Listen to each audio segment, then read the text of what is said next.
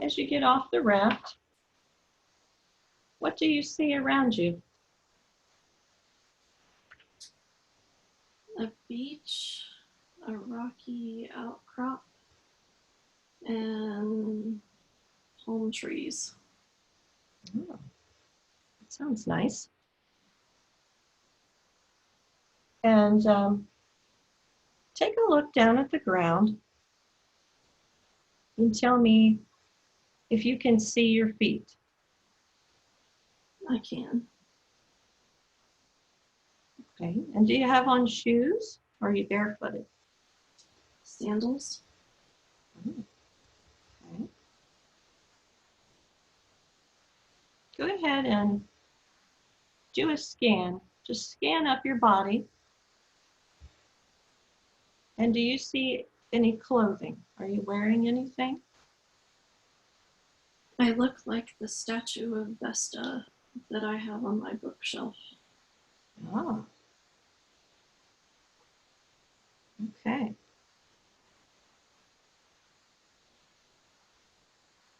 So you're female. Correct. And you wearing any jewelry? Yes. I'm wearing what looks like a large, it almost looks like amber, but there's a light that glows within it. It's a ring on my left hand. Oh. And there's a matching jewel in the sash around my waist. And another one around my neck. That sounds beautiful. It almost looks like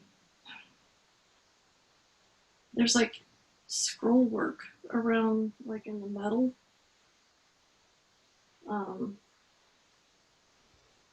It almost looks like a bluish copper material. Okay. And it almost looks like a little piece of the sun was stuck in each of the jewels. Ooh. It's not like catching the light. It's like the light is within it.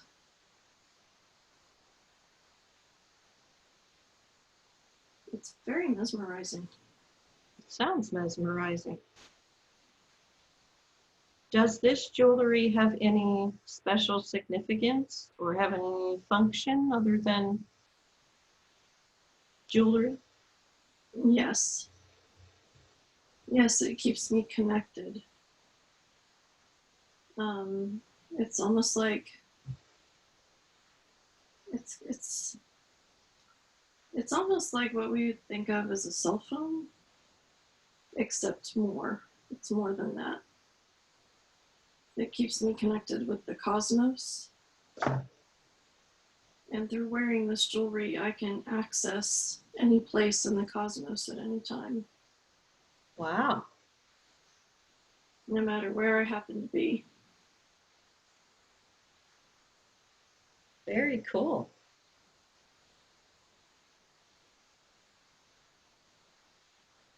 All right. And are you carrying anything? No. Okay.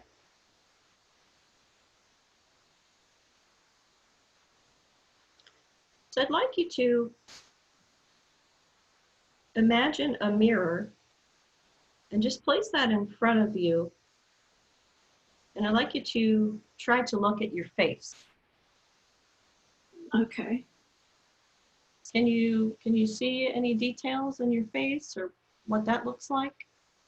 Yes. My face is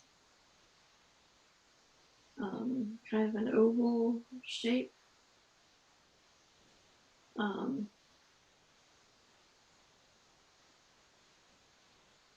My eyes are a combination of violet and Caribbean blue, like a Caribbean ocean color. So they're kind of a blend of those two colors. And I have long copper colored hair.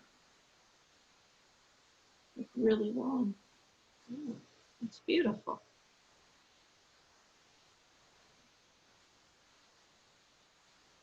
And I would Wonderful. guess my age to be about 30, 35. Okay. Very nice. But my face looks like, except for the coloring, my face looks sort of similar to what it does now, except younger. Okay. And I'm taller, Yeah. like a lot taller. Oh, wow. How tall do you think you are? At least Is it- 6'2". Wow. Very nice. Okay. So I'd like you to close down this scene. Let's go now to the place where you live and stand outside of it. Let's be there now and tell me what you see. I'm sort of struggling with that because I Okay. have a purpose for being there. A purpose for being where you were? Yes. Okay. Well, why don't you tell me about that? So I'm traveling across what looks like a little bridge. And I end up inside this. I don't see the outside of the building, but I see the inside. Okay. And it's round, and it's kind of decorated in like gold. It looks like gold, and there's crystals everywhere. And I travel through this round part of the building, and it's kind of open to the sun, so the sun is shining on all the crystals and everything's very sparkly. And I'm going to a meeting. I'm there for a meeting. And when I get there, wow, there is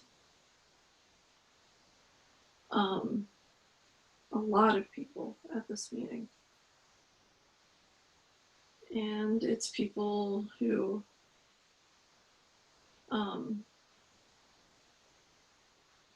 they're from all over the universe.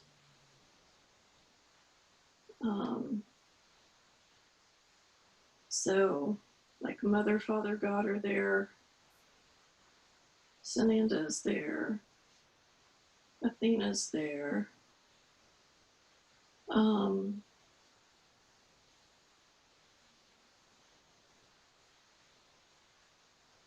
Just a lot of the planetary logos and planetary ascended masters. Metatron's there. Raphael is there. Michael's there. Melchizedek is there. You're there. Guy is there. There's a lot of us. The cat people are there. The lion people. Mother Sekhmet. Oh. It's, I would call it the big guns. Okay. And it's a council meeting. And it is the meeting that is taking place for the beginning of the ascension of Earth. Oh. Wow. And all right. Prime Creator has shown up and is giving us the prime directives and passing out our mission statements. Very cool. So what's your mission statement? Did you get yours yet? Yes, kind of.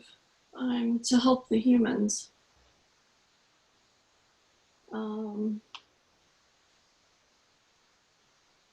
I will go on to Earth as a Greek goddess,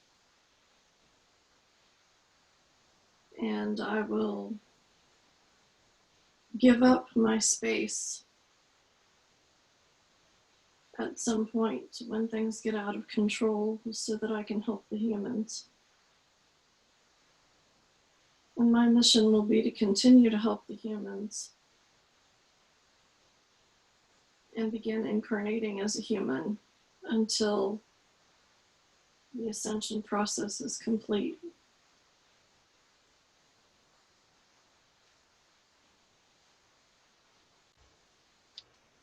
Do you have any idea of, this may not even be possible to answer, of how long ago this was? Really long ago. Really long ago. Yeah. Thousands of years. Thousands and thousands. Okay. This was the first meeting. Oh. So all the details aren't even worked out yet. Okay. It's almost like a discussion as to how we feel about taking on these roles. And if we feel like we can fulfill them. And it's talking about just how dire the problem is. Okay.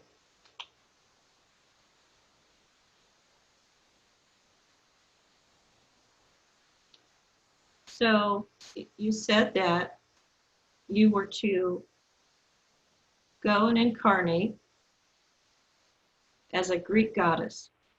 Correct. Do you know who you will be? Yes, Hestia. Okay. Mission number 1. Mission number 1. Okay. I'm not from this realm. What realm are you from? Do you know? The realm of substance before form. Hmm.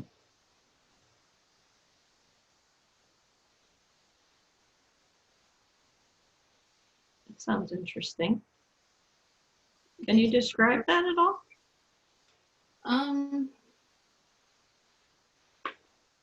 It's almost like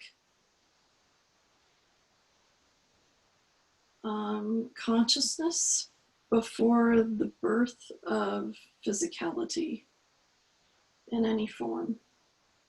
Okay. They keep referring to me as one of the originals. Okay.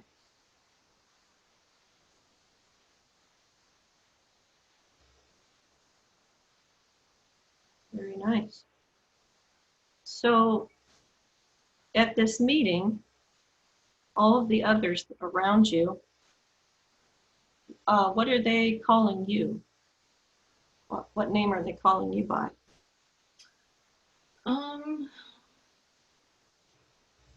It's not so much a name that's pronounceable. Okay. It's a tone. Oh, okay. It's almost like a signature. And I've been incarnate before and had many experiences and lived in many, many areas of the multiverse.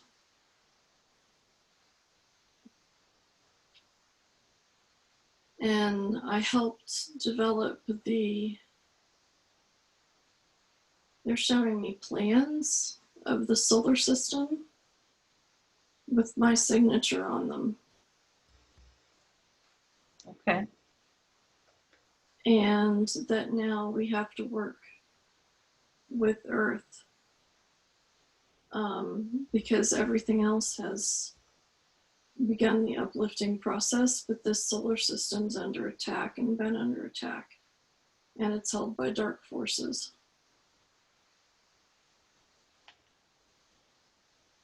So Okay. I'm not sure where I am for the meeting, but I know it's not on Earth.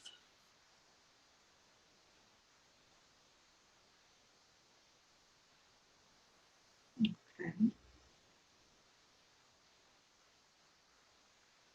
And can you tell me anything else about the meeting? Anything else significant? Um, just kind of what the basic beginnings of the game plan is.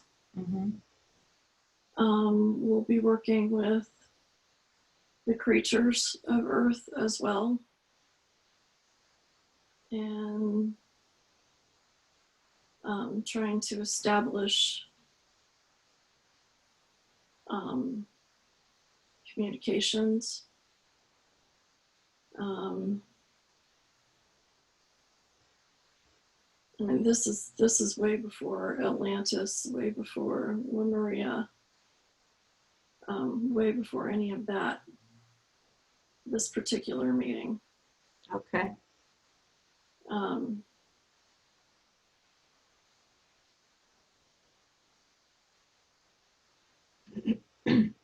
But so I'll be doing other incarnations, but the one where I really begin helping humans is when I come in as a goddess.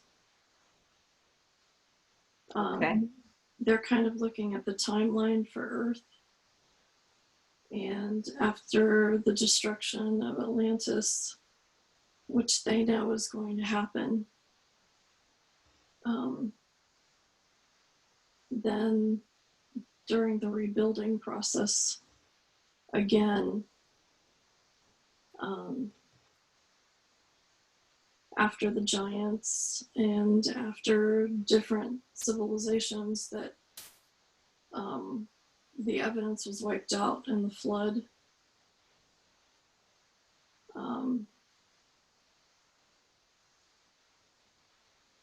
There's been more than one flood. I'm sort of having trouble understanding the timeline because it's very circular and very spiral. Mm-hmm. It's not. I'm struggling to comprehend the timeline that we're using in this meeting versus the linear timeline on Earth. Okay. It's not making a lot of sense to me. Yeah.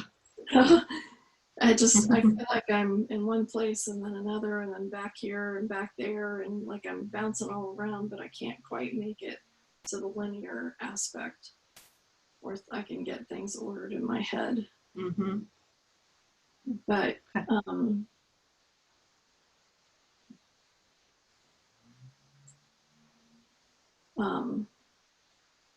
yeah, there's just a lot. It looks like I've been doing work on behalf of the solar system and this universe for millennia. Like way before the birth of this solar system. But I'm not from this universe. Okay. So I've clearly been around a very long time. Sounds like it. So have all the others at this meeting, which is why their wisdom and their experiences and mine are coming together to see what can be done to salvage this world. Okay. Thank you. Okay, so let's close down this scene. Okay. And it's too much. It's a lot. Take It's a lot. Yeah. Let's close it down and let's move forward. Okay. Where do you go after the meeting? I'm going to another meeting. I am headed to Sirius to meet with Sekhmet and the Lion people. And I'm also headed to meet with the Blue Avians, of which I have a past life somewhere. Mm-hmm. I have a family in the Blue Avians. And it's almost like I'm an ambassador and highly respected. But I'm still in that same persona. Mm-hmm. That I'm taking on as the goddess.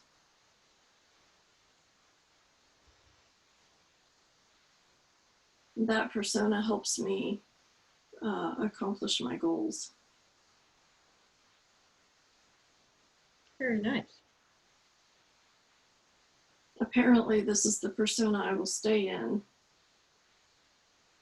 for a very long time.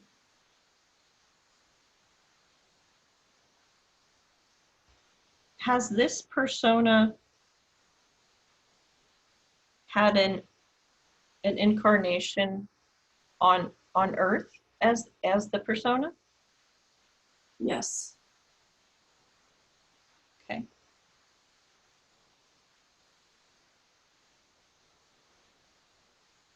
Okay. So at this point, we've gone from the meeting Mm-hmm. past the incarnation of the persona on Earth as the goddess Mm-hmm. and the removal of the goddess and still working on the same project, though, helping humanity Yes. and having incarnations as a human, but also working as the ambassador. At this point, the goddess of the sun as well. Okay. Multitasking. Yes. Sounds like it.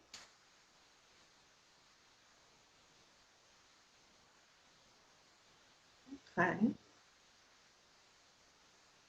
And can you tell me anything about the removal of the goddess?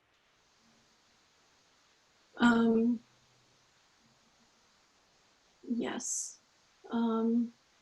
There's two parts. One is the personal removal of this particular goddess. This particular goddess had a choice to make as to whether to stay in her realm as a goddess or leave that seat. It was almost like a position, and become closer to the humans by giving up her goddesshood and incarnating as human. And that's what she chose to do. To assist the humans is to assist the ascension of the planet. And this planet is the key to the ascension of the solar system, universe, and the multiverse. It's like a domino effect. Once one ascends, the rest can ascend and Okay. move forward. And so that particular removal of the goddess began that part of her journey as incarnating as human, which was a lot. She gave up a lot for that.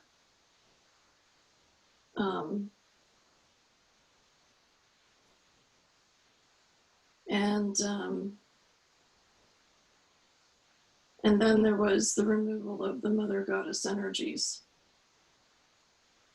where pretty much all the goddesses were kicked out due to humans deciding that women that the female was less than the male. And that created an imbalance in which the energies could no longer sustain.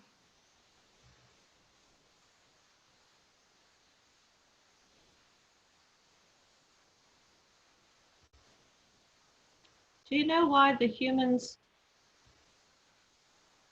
what made them decide that the female was less than? That was energies brought in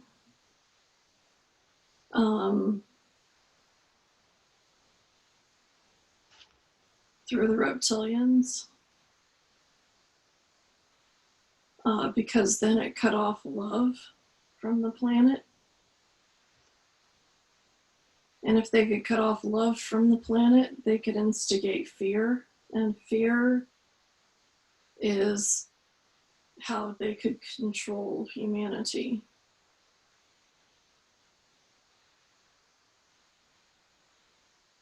So by finding ways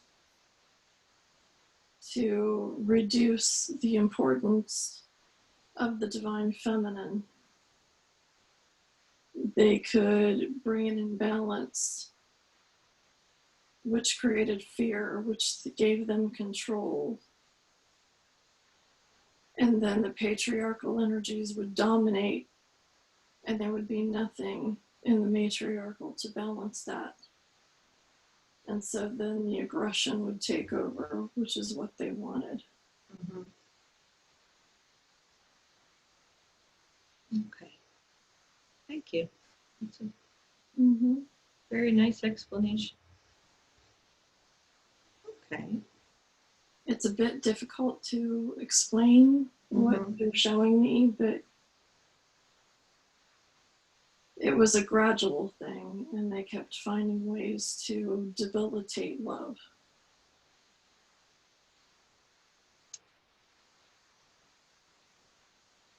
Okay. All right.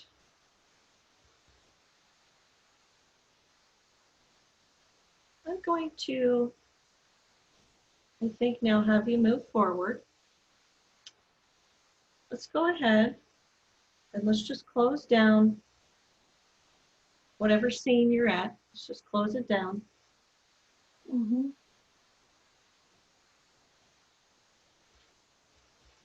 And I'd like you to go to another time, to another place, a life that has significance or importance that your higher self would like you to see today.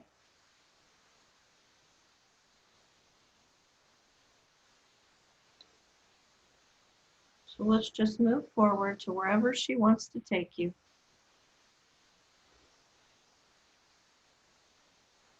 And let's be there now. And just look around. And tell me if you see any scenery around you.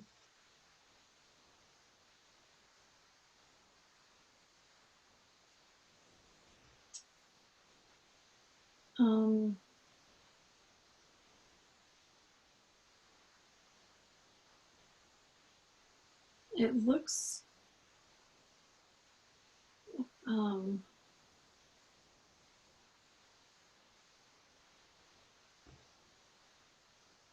that's weird.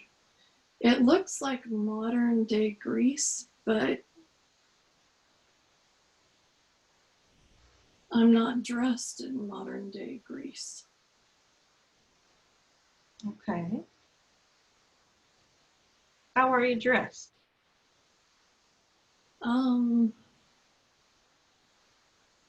A very filmy looking, kind of like a dress. It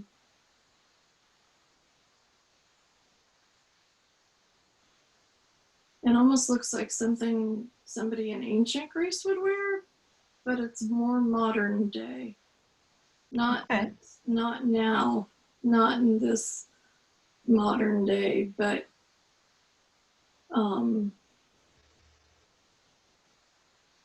not ancient Greece.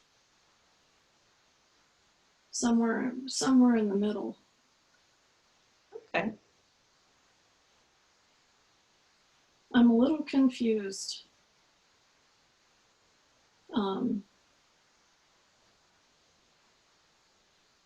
Some of the buildings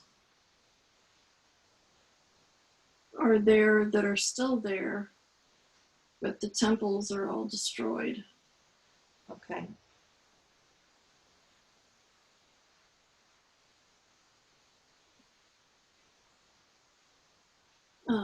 But yet there's no cars. Interesting. So it's somewhere between the destruction of the temples, but before automobiles. Mm-hmm. Okay. But I guess a lot of the buildings have been there for many years that are still there. Yes. Okay. And the roads are dirt when I see wagons. All right. Can you look at the ground and do you have feet? Can you see your feet? Yes.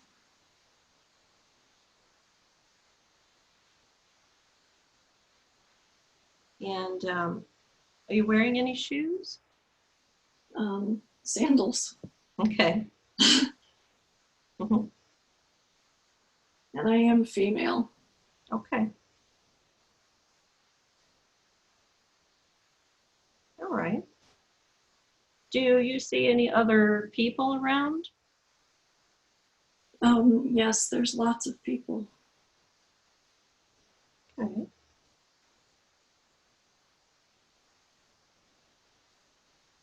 Interesting. And are you by chance carrying anything at this time? Yeah, I smell olives and figs, and I am gathering them, picking them. Oh, okay. Um,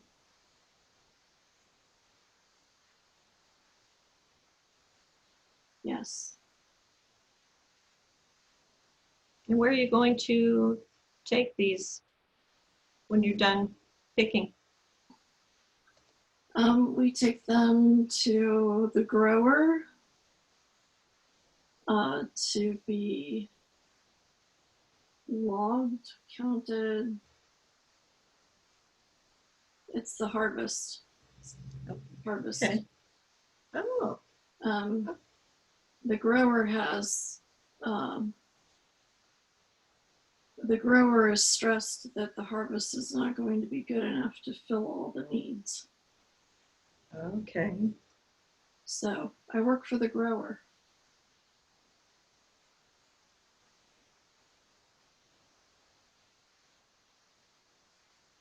Do you have any idea about how old you are? I couldn't be more than between 15 and 17. Okay, so you're pretty young. Very young.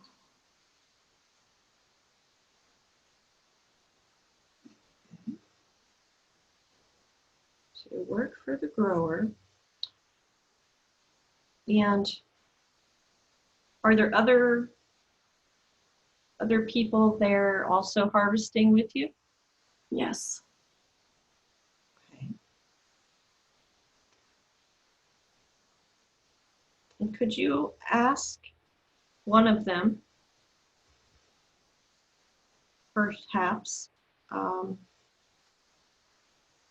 if anyone can tell you what your name is? Um, Marina. Marina. That's a pretty name.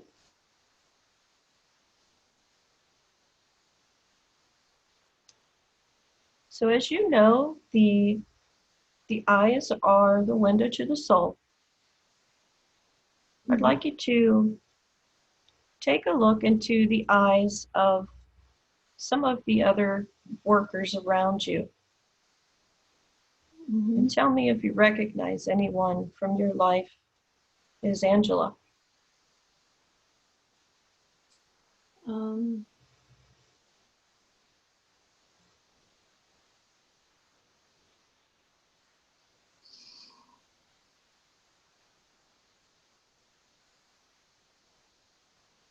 I see my sister.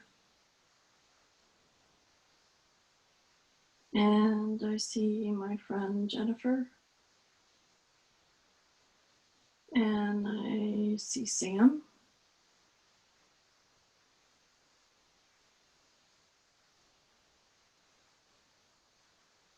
And I feel like Davidson is here, but not as a worker. Okay. And what is he doing?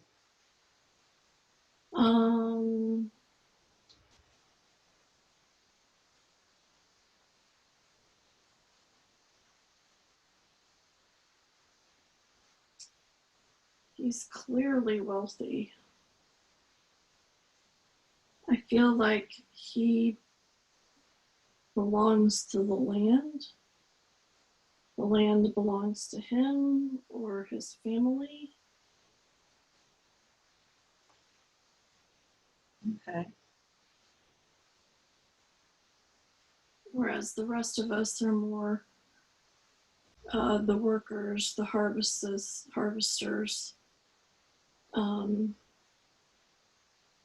the ones that keep the equipment running.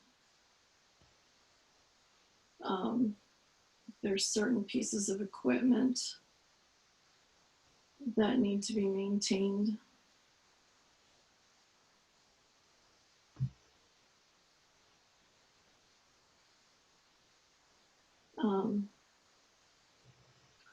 I see a few more people I recognize.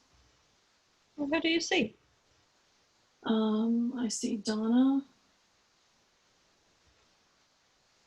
And I see Chris, her husband. And I see one of my clients, but I don't know her. I can't remember her name. Okay. But she's a familiar face.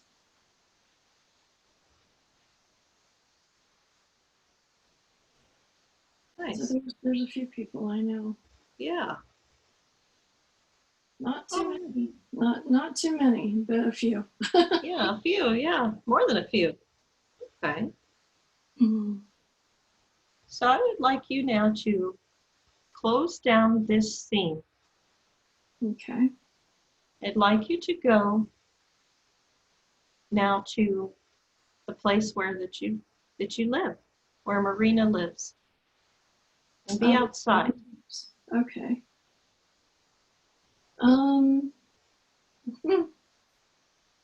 Marina is referred to as a cliff dweller. A cliff dweller.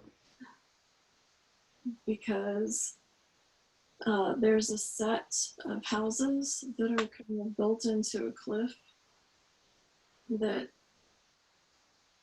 in this day and age would never pass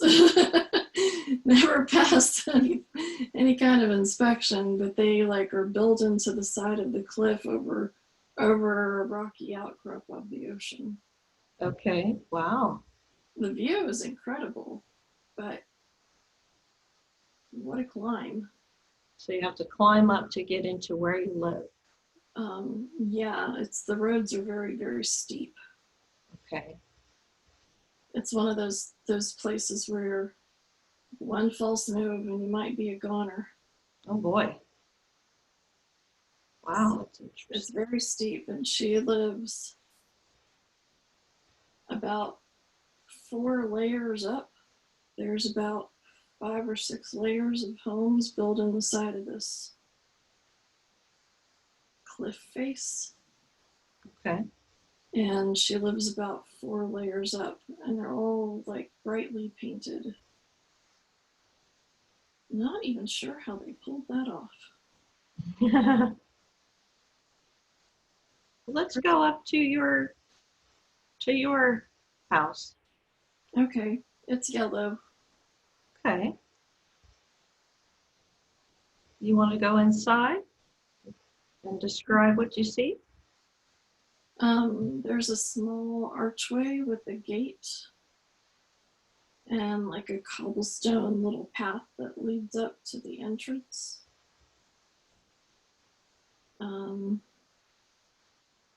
It's small. It doesn't look wood on the outside, but it looks a little bit like wood on the inside. It almost looks like some kind of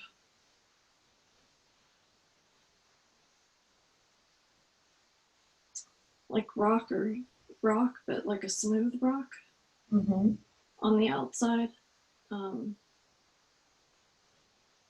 But it's very simple. It's very small space for the amount of people that live there. Okay. How many people live there?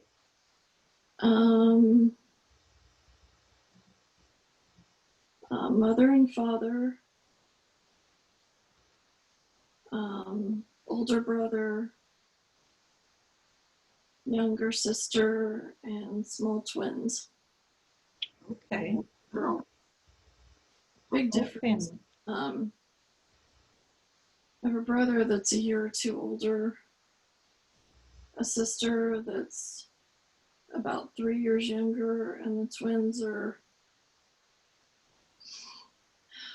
3 or 4. Okay. Are any of them there with you right now? Yes, they're all here. I'm the last one home.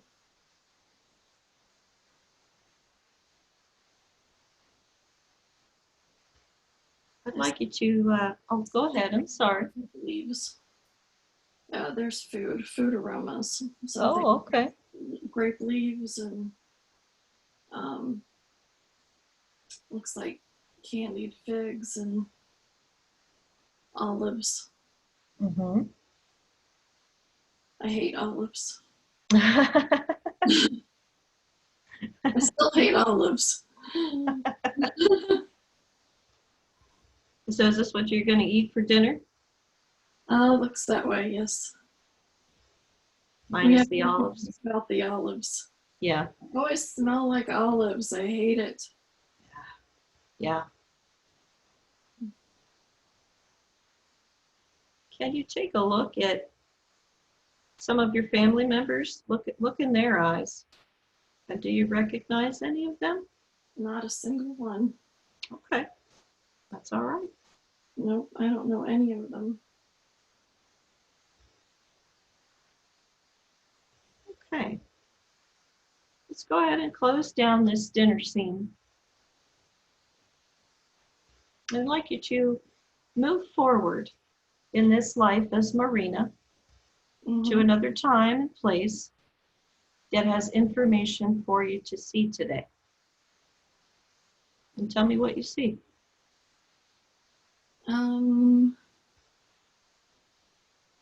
I see me and the person who is Sam living in some other land.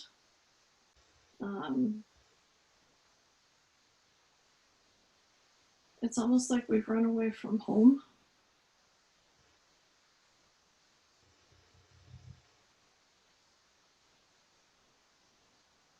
Together. Okay. And I'm older now, a little older.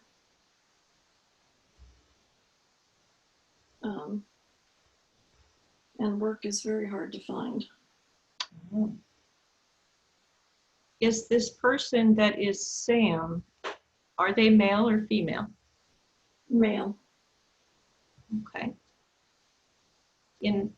Is he your friend or your husband?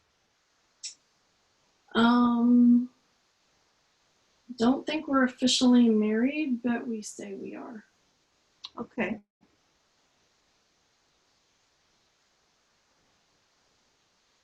So why did you leave home?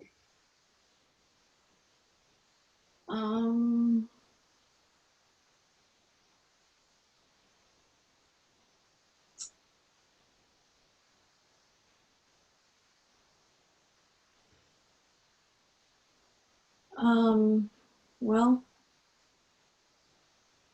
it had something to do with Davidson. Oh. He's the landowner's son. And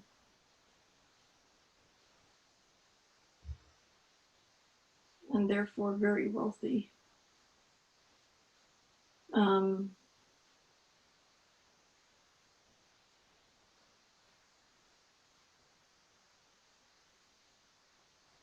We were seeing each other secretly on the side. And the one who is my sister now found out about it. Mm-hmm. And she told his family. Were you seeing Davidson on the side? Yeah, in secret. Okay. Oh, I see. And we were planning to marry, but didn't know how we would do that because of the class situation. I think he was planning on taking me away from his family, just taking me elsewhere. And the one who is my sister now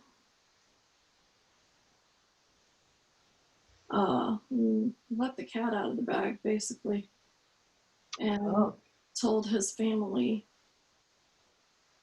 because she found out and she betrayed me. And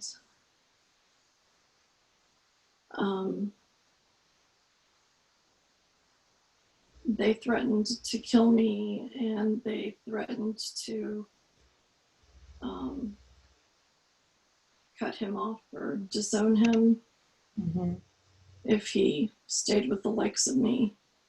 Oh, okay. And so the one who was Sam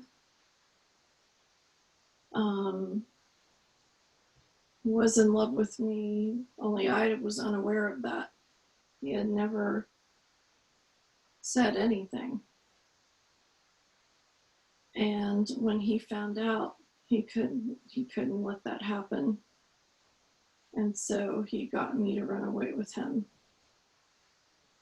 Apparently my life was in danger, but I never got to tell Davidson goodbye. I had to leave quickly. Okay, I see.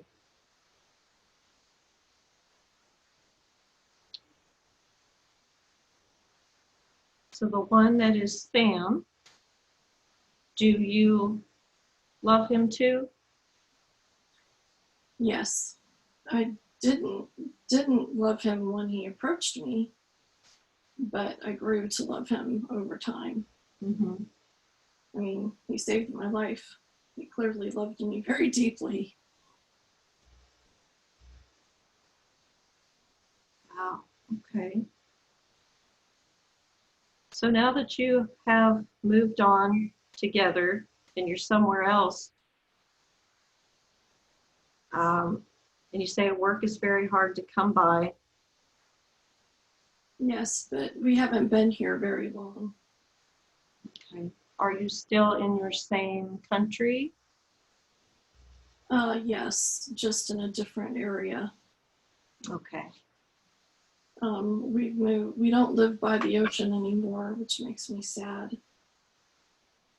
And I still wonder, what happened with Davidson, and if he ever wondered what happened to me. Mm-hmm. But we're learning to love each other, and we're going to build a life together. Okay.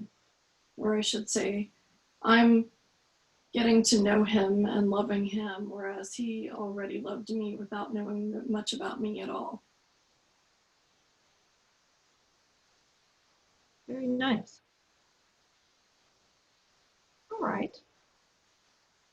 I'd like you to close down this scene. And I'd like you to go ahead and move forward in this same life as Marina. Uh-huh.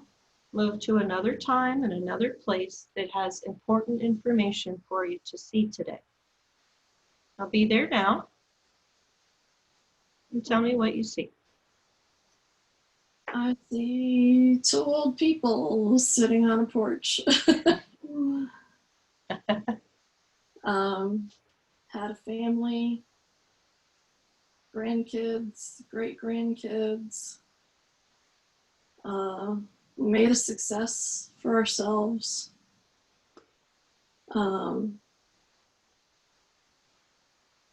He's doing some kind of little wood carvings. And, oh wow, that explains something. In my life as Angela, I have a Greek. It's a nativity scene that I bought when I was a teenager. Okay. And it's made out of one piece of olive wood. Smooth, and it's finished, and it's a nativity scene, but it's multi-dimensional. It's a 3D scene. It's so pretty. And it's made out of just one piece of olive wood, and it was hand carved in Greece. And when you smell the olive wood, and I've had it since I was about 15 or 16, and it's one of it. If I had to give up every other, what I call Christmas decorations that I have, that would be one piece I would save.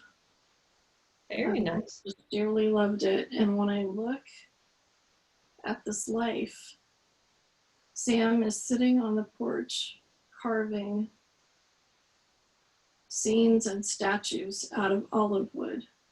And that is what he has made his living at doing on the side. It's like a side job.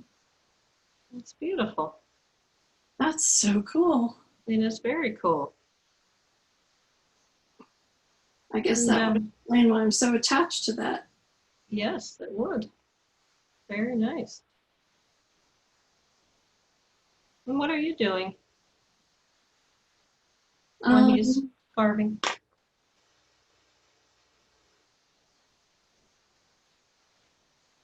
I'm kind of just sitting there watching him at the moment.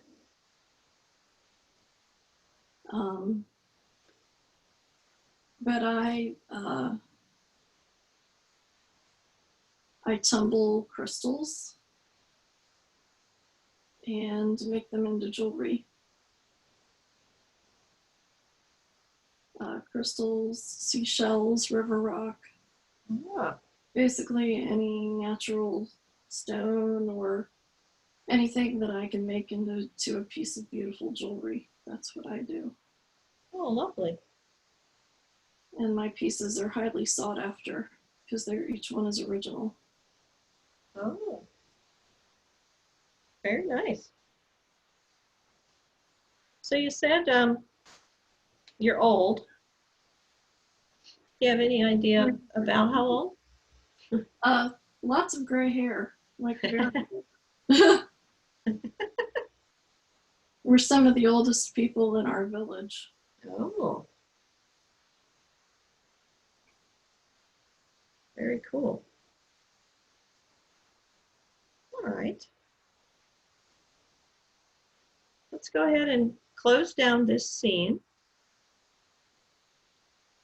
I'd like you to move forward again in this same life to the next theme or time that has important information for you to see. You be there now and tell me what you are seeing or feeling.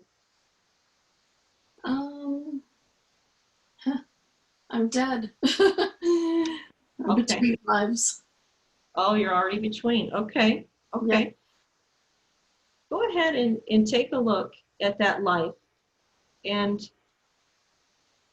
what would you say the lesson for that life would be?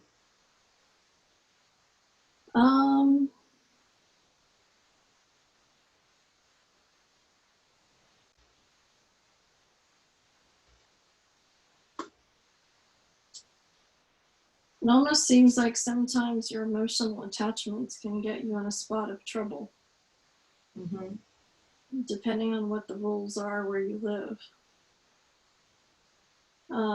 It feels like there was some unfairness there, but also that a lot of good came out of that experience. Good. And how do you feel that you did with that? I feel like I was naive at first. Like I gave my power to others, and maybe ran when I should have fought. But I'm not sure it would have ended well. And yet I was still able to take what I had and make something good out of it. Very nice. It's beautiful. So Now that you... how it would have turned out had I not made the choices that I did. Right. But the choices that I made, I was able to make something good out of that. But I felt like at the beginning, I turned over all the decisions to other people. Okay. Does that make sense? That makes sense. So, very nice. So now that you've passed on from this life... You were one of my grandchildren. Oh, really? I was one of your grandchildren? Yep. Oh, nice. Well, that's nice. So see, something great came out of that. Yeah. My grandchildren. Well, that's cool. Yeah, very cool. Thank you. That's nice. Yes. Beautiful. It turned out well. It sounds like it turned out to be a very beautiful life. It did. A lot of love. That's wonderful. Love and a very big family. Yeah, that's great. So what happens next? What happens after you leave this life? Where do you go? You mean while I'm between? Yes. It looks like I'm going to not my home realm, but almost like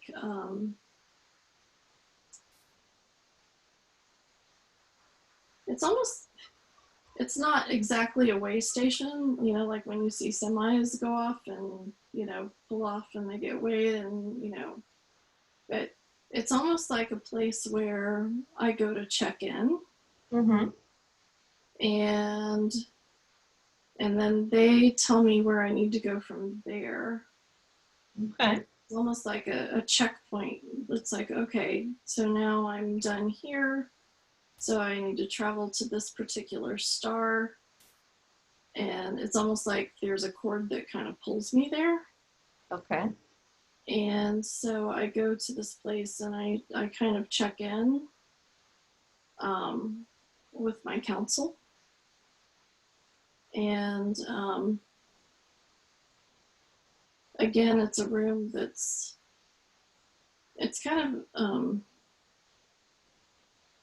it's kind of a building, but it's got all kinds of crystals in it. And they do something with the crystals, like sequencing with patterns, light patterns shining through the crystals. And they kind of bring all my energy back into alignment again.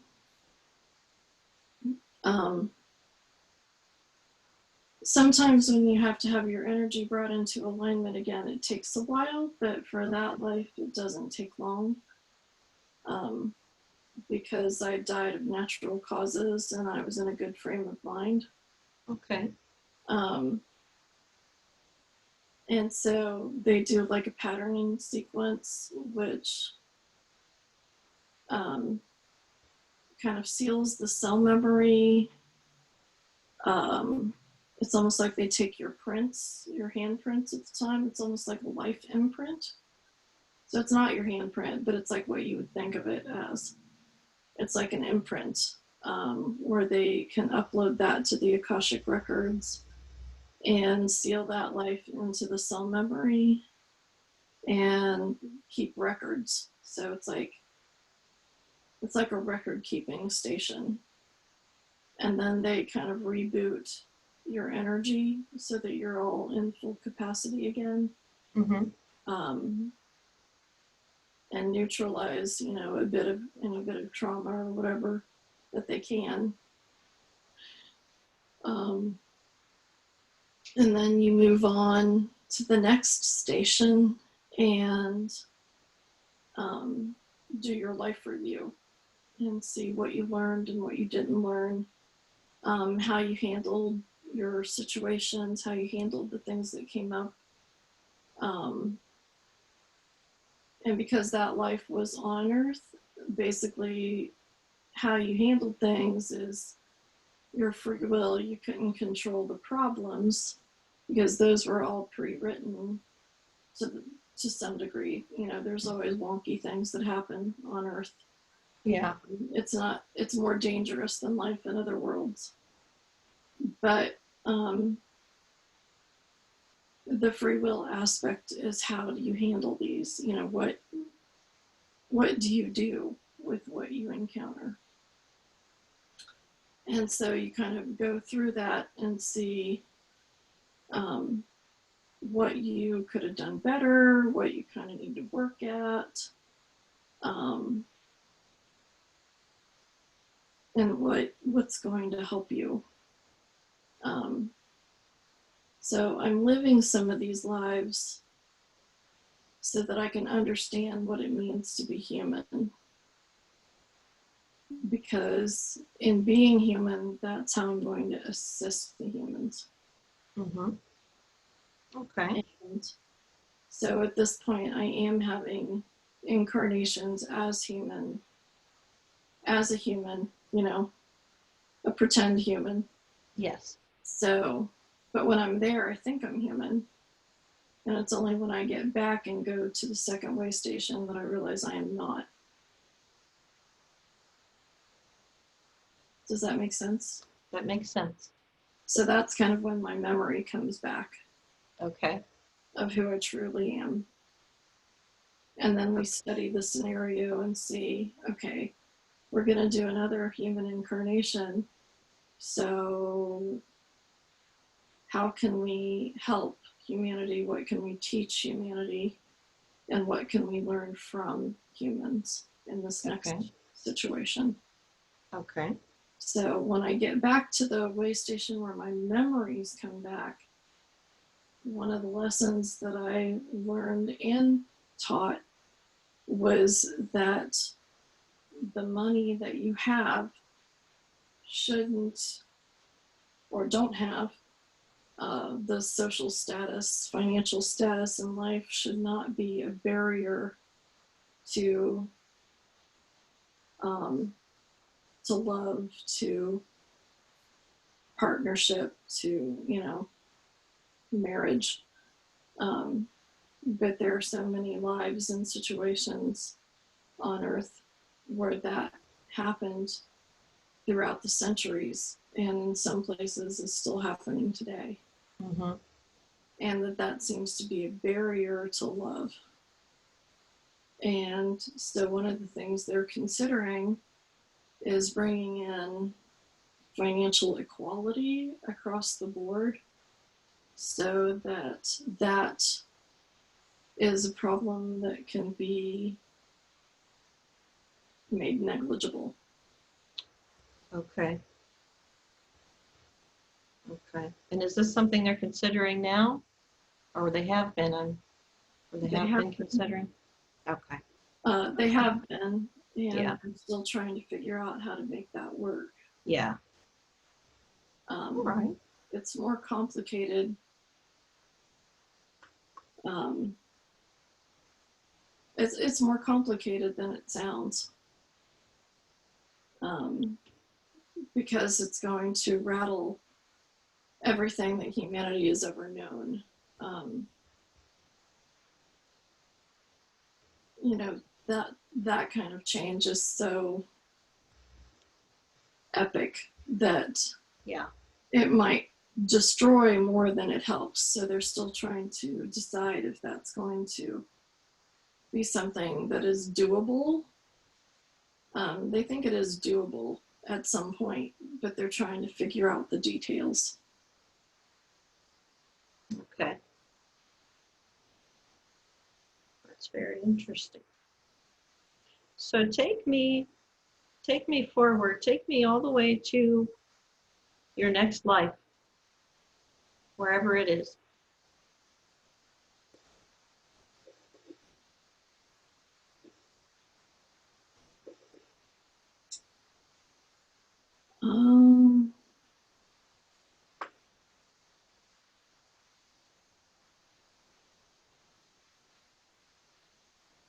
I feel like I'm going back and forth in time, trying to home in on one. Mm-hmm.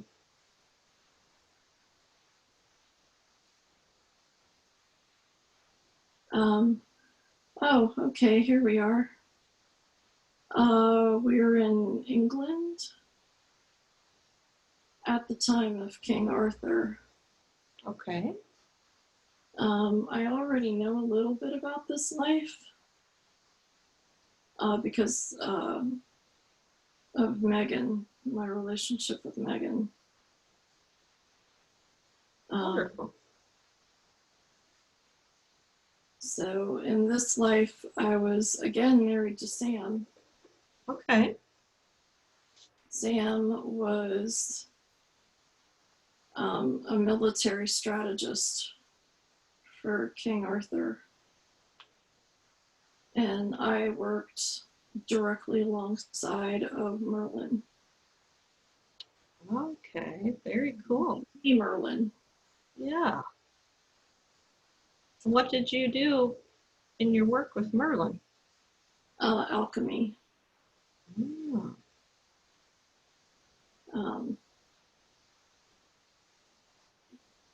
Some people called me the sorceress. That wasn't always a compliment. Ah, okay. But yes, I worked directly with Merlin. Oh, nice. Mm-hmm. So I know some people, you said some people called you the sorceress.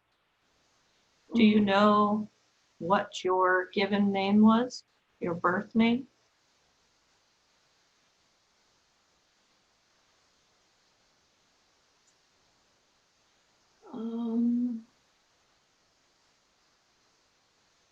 Trying to make it out.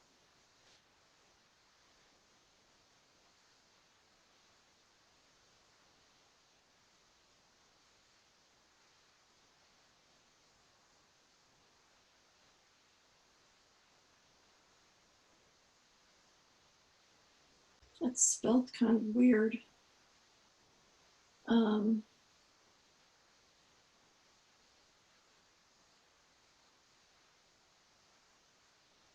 The closest I can come up with is like Saralina. Okay.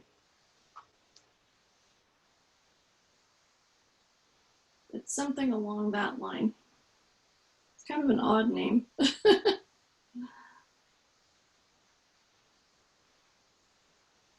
All right. Well, let's go and explore this life a little bit. Let's move into a time and a place in this life as the sorceress. Let's go to a scene where there's important information for you to see. Okay. So be there. Be there now. And tell me what you see. I'm having an argument.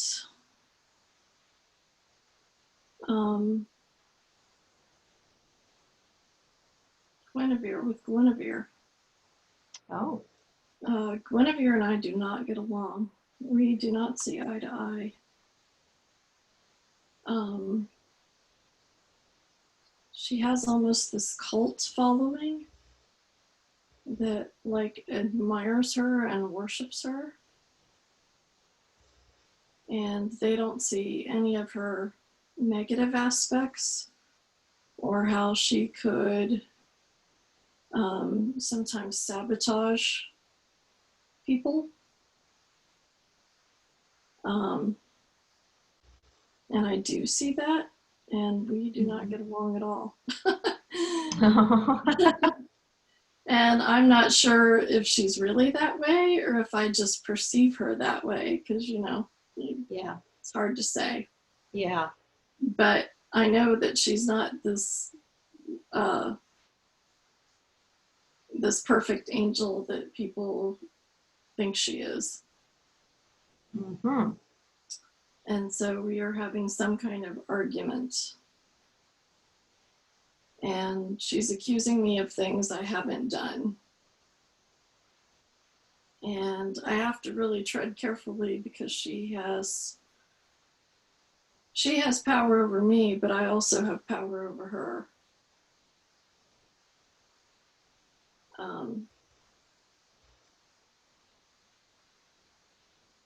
It's kind of an interesting situation. What is she saying that you've done that you haven't done?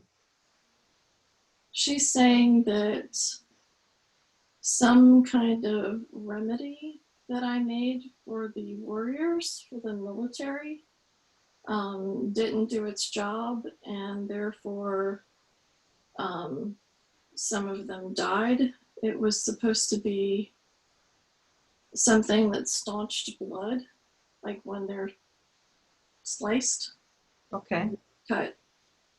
And she's telling me it didn't do what it was supposed to do, and so a lot of them died from bleeding out where they shouldn't have. Oh. And I'm telling her that I followed the directions, that it should have worked. And I'm feeling like there's something else that happened to cause it not to work. Like maybe there was some kind of blood thinner that they ate or drank that they weren't aware of. Mm-hmm. That was more potent than the staunching. And I feel like we're missing pieces of the puzzle, and I'm trying to get her to let me investigate. And she's against it. She just wants to blame me for the problem. And I have to tread cautiously because she can either banish me or have me killed. Okay. Interesting. But I know that Arthur won't allow her to have me killed or banished because Sam is so valuable to him. Mm-hmm. And because I'm his wife, that gives me a position of power that I wouldn't ordinarily have in that political arena. Okay. Do you recognize Guinevere from this life at all?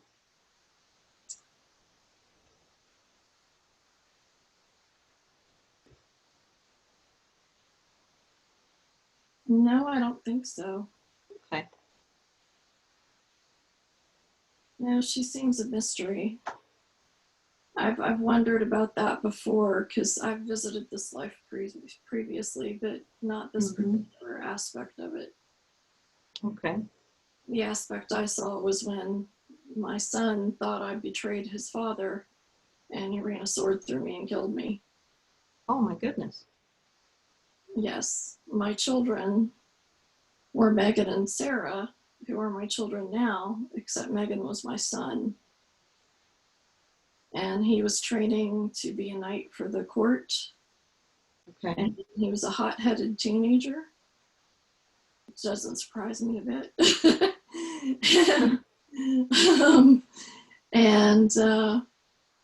He thought I betrayed his father, wouldn't hear my side of the story, ran a sword through me and killed me, and I was 35-ish. Oh, wow. So what did he think, that you had cheated on his father or something like that? I believe that's what he thought, but I'm still not quite sure about that because he never really came out and told me for sure. Oh my goodness. But he just said, it's all your fault. You betrayed my father. And I hadn't betrayed his father, but he wouldn't let me explain. Yeah. He wouldn't tell me what the problem was. It was a lack of communication. It was a miscommunication. And in the heat of the moment, he killed me. And I was this very tiny, petite, blonde and blue-eyed lady. Wow. Very, very tiny. And so basically, when he thrust his sword to me, it pretty much took up my entire stomach. I was so small. There was no way to save me. It almost cut me in half. But he ran me all the way through and ruptured my spinal cord. Okay. Is there? About that, go ahead. Megan and I had communication issues and didn't feel close until I had that past life experience. Okay. And once I talked to her about that, it cleared everything up and we became very close. So it's almost like it's fixed in this life. Yes. The thing with Guinevere, I've never seen that aspect of that life before. And I would like to know who Guinevere is. I don't know who she is. Interesting. Would you like to take that scene with Guinevere further? Or is there any other scenes in that lifetime that you would like to go to before you leave it?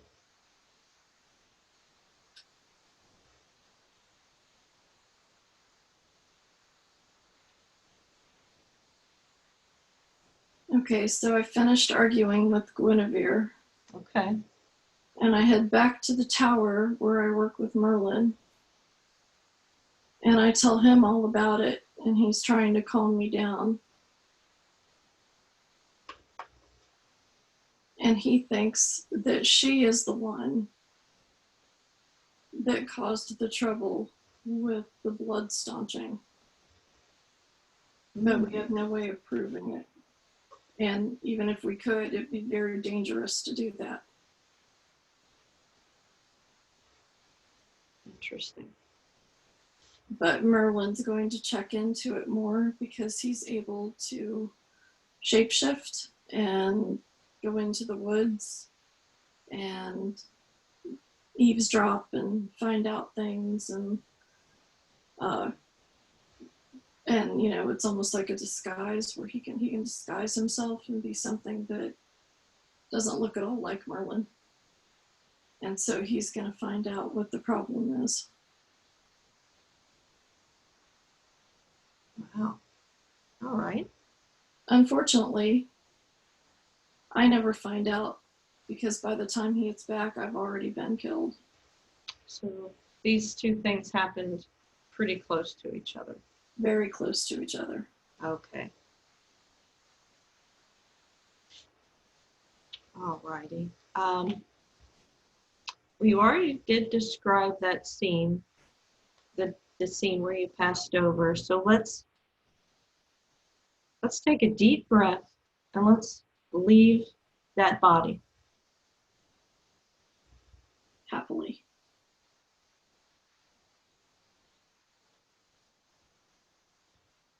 And once you're out of there, turn around and take a look at the life. And what do you think the lesson or purpose of this life was?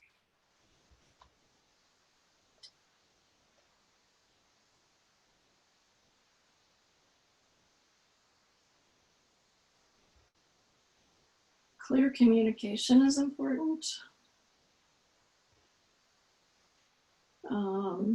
Be careful who you trust.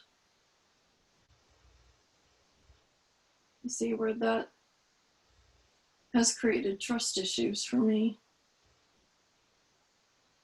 Not always believing what people say. And questioning if someone's too good to be true in some aspects. Mm-hmm.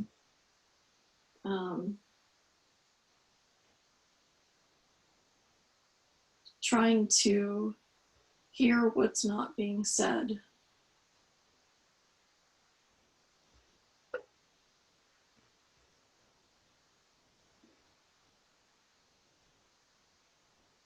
And trying to maintain a good reputation and credibility so that gives accusers less power.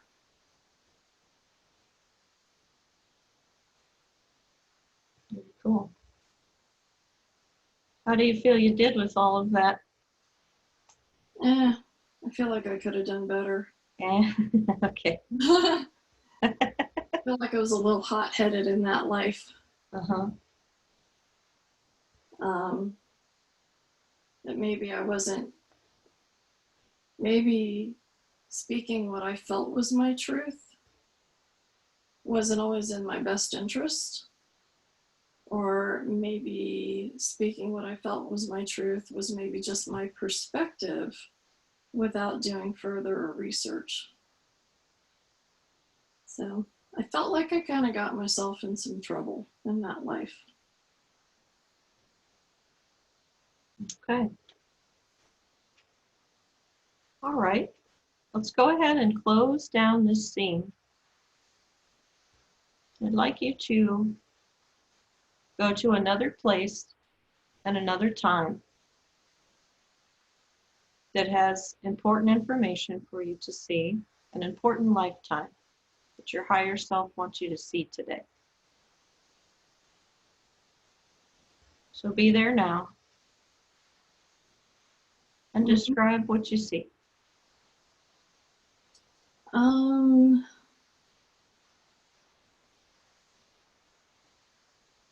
It almost looks like pictures of what I've seen of Hawaii. But before, not modern day Hawaii, before,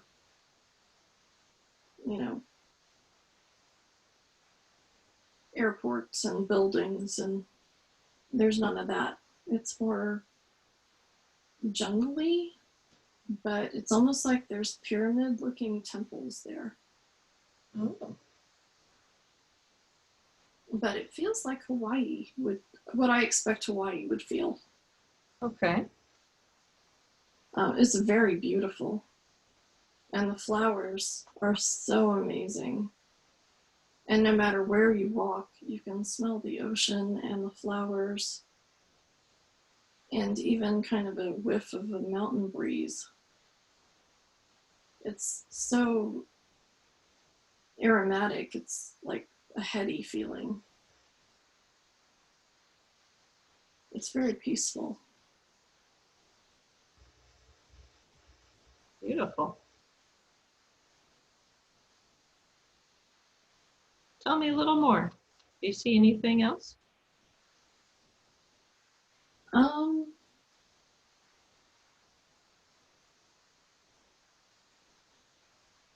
Any animals? yeah.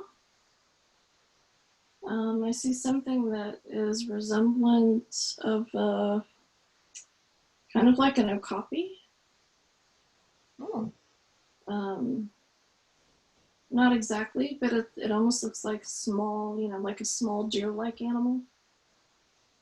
Um, and they're wild, but they're not. They're not afraid. They'll come right up to you and eat out of your hand.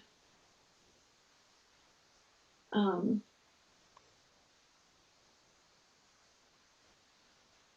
and they kind of have spots on them like a fawn would. They're really adorable. And they make like a tiny, almost like a tiny,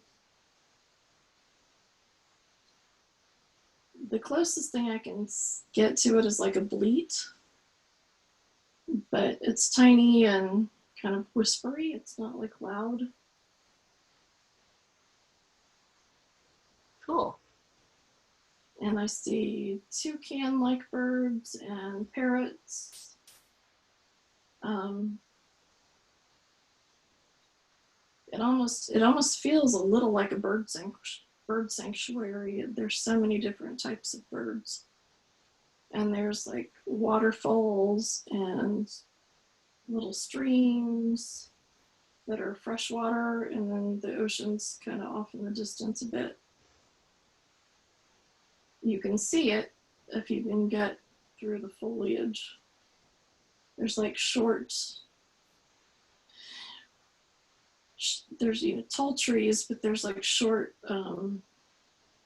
The closest I've seen to it is like the banana type trees that people put in pots sometimes.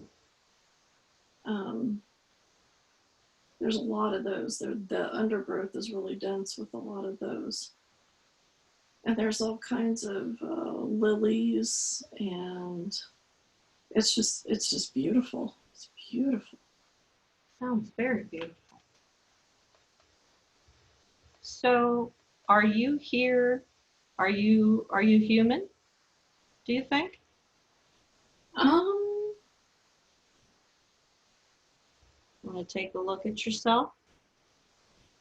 Maybe look down at the ground and see if there's feet.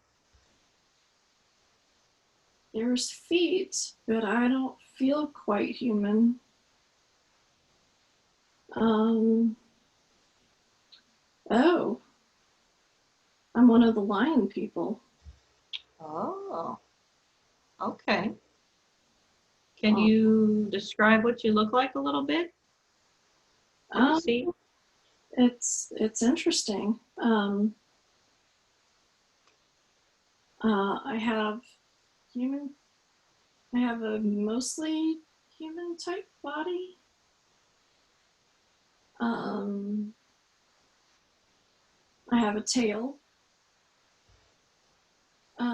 But my face and my ears are more cat-like, Oh, and I have long, silky hair. But my ears are very cat-like, and my face is very cat-like, and even the eyes. Um,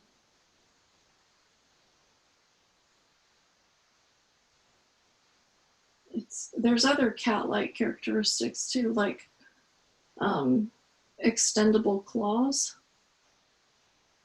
And my hands work like human hands, but they have a little additional like padding. And my feet are kind of the same way. wow. Um, I'm a very good climber. It's almost like I have cat abilities blended with the human ability to walk. I walk upright and Uh-huh. uh, like a human, um, almost like personality and mentality, except smarter. Wow. Very cool. Can you tell if you are male or female? It's a little difficult to tell. I think I might be male. I'm not too clear. Wow. Um, Okay. But for some reason, these little deer-like creatures are not afraid of us. So I feel like we must be maybe vegetarians, or there's something. They're almost like our pets. So it's like we're not hunters. We're far beyond that. We don't do that. Wow. Very advanced society. Wow, that's kind of neat. It's very neat. Do you have any clothing on, or maybe just do you have fur? I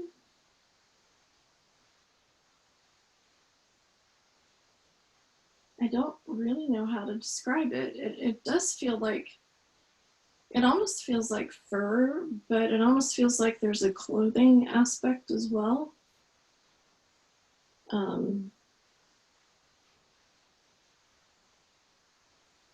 But it's almost like a skin-like fur.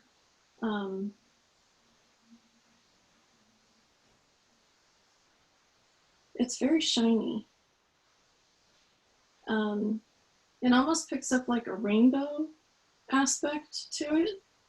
Kind of like what you see in some like fish, where you look at a fish and you see almost like a rainbow shimmer. Yeah. But yet there's like a mild fur as well.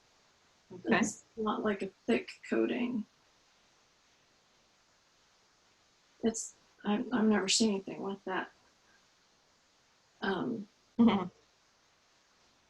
It's almost impossible to describe. It's almost like the fur kind of reminds me of fiber optics. Okay. It's soft, but it reminds me of that. Very cool. So are you alone? Are there any others with you besides the animals? There are others around, yes. I do see others. We're not a kind of people that really needs to be in the same physical space. We kind of like having our own space. Nobody's too close to each other. Okay. But we communicate telepathically, so there's never a lack of that. And we do have gatherings. Interesting. It's almost like we're monitoring something. Okay.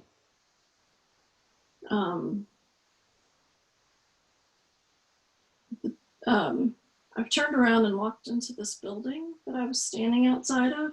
Okay. After I feed the okapi, it's almost like it was time to feed the dog, Yeah. And like I was taking a break from my work, and there's almost like a telescope system, but it can access any place in the universe, whether from a distance or close up. It's almost like a gathering of information. Like I'm stationed there to gather information. Okay.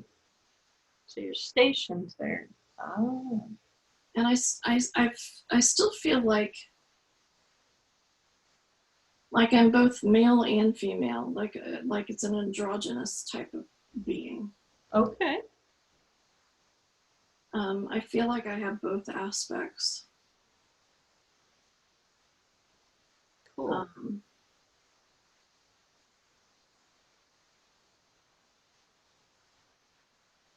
Is this well, go ahead. No, it's okay. Go ahead. I was just going to ask you, this building, is this the building that you stay in while you're stationed here? Is this your like your dwelling, or just maybe where you observe? It's where I observe, and we work in shifts, I guess you'd call it. Okay. Um, but there's somebody who monitors that building 24/7. Mm-hmm. But we don't have to be right there every second because I went out to feed the animal. Yeah. Animals. So, um, So so what are? it Oh, go ahead. gathering of information from different places, and it's almost like a monitoring station. Mm-hmm. I feel like we're monitoring um, uh, the Earth system, uh, Earth and its inhabitants, but also the space right around the Earth, like watching ships come in and out, watching for asteroids, comets, that sort of thing, trying to keep Earth out of harm's way. Okay. So apparently I'm not on the Earth in any way. So it kind of looks like Hawaii, but apparently it's not. So Just another beautiful place. another beautiful place. I mean, it's amazing. I can't even. What I'm describing to you is very, doesn't even do it justice. This place that you are, so it's not your home planet.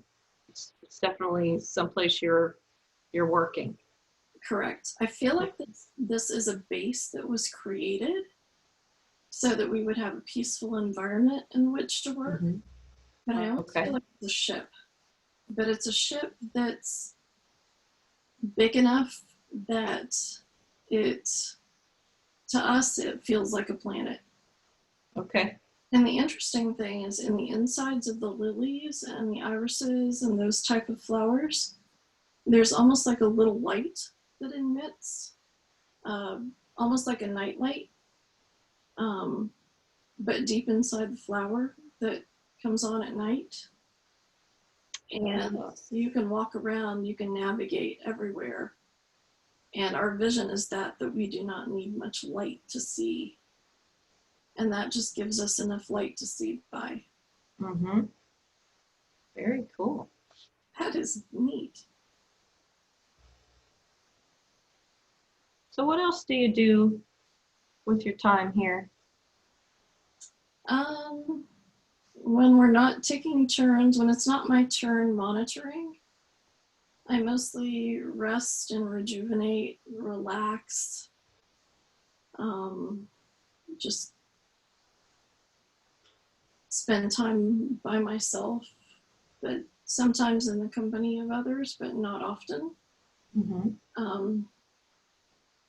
We're very, I wouldn't say loners because we are very communicative. We're very friendly with each other, but we don't need to be, it's not something where we need to be together all the time. We appreciate, we grow and rejuvenate and strengthen our spirituality through our alone time. Okay. So that is very highly respected. And when you're monitoring the station, you're kind of on high alert. So this time is meant to balance that. So nobody's ever overworked. Nobody's ever overtired.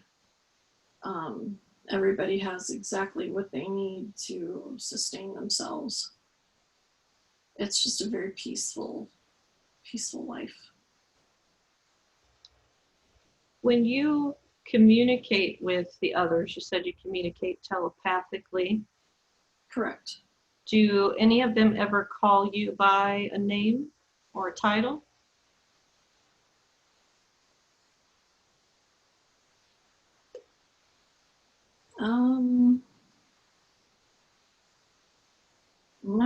really feel like they do. I feel like we all just know each other, Mm-hmm. and everybody knows, what their job is and, what their position is, and everybody just kind of does their thing, and there's no conflict. There's the only time we really have to discuss anything like pertaining to the work we're doing is if there's some kind of failure, like something isn't working correctly. Okay. And then we meet together and figure it out. And then whoever has the most skills at what we need at the time is the person in charge. All So right. I feel like it's a shared leadership. Okay. And do you have any concept of maybe your age?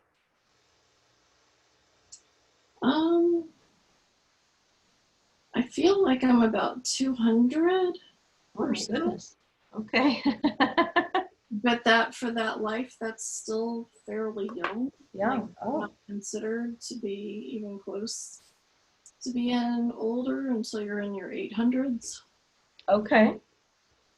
So, or maybe even older than that.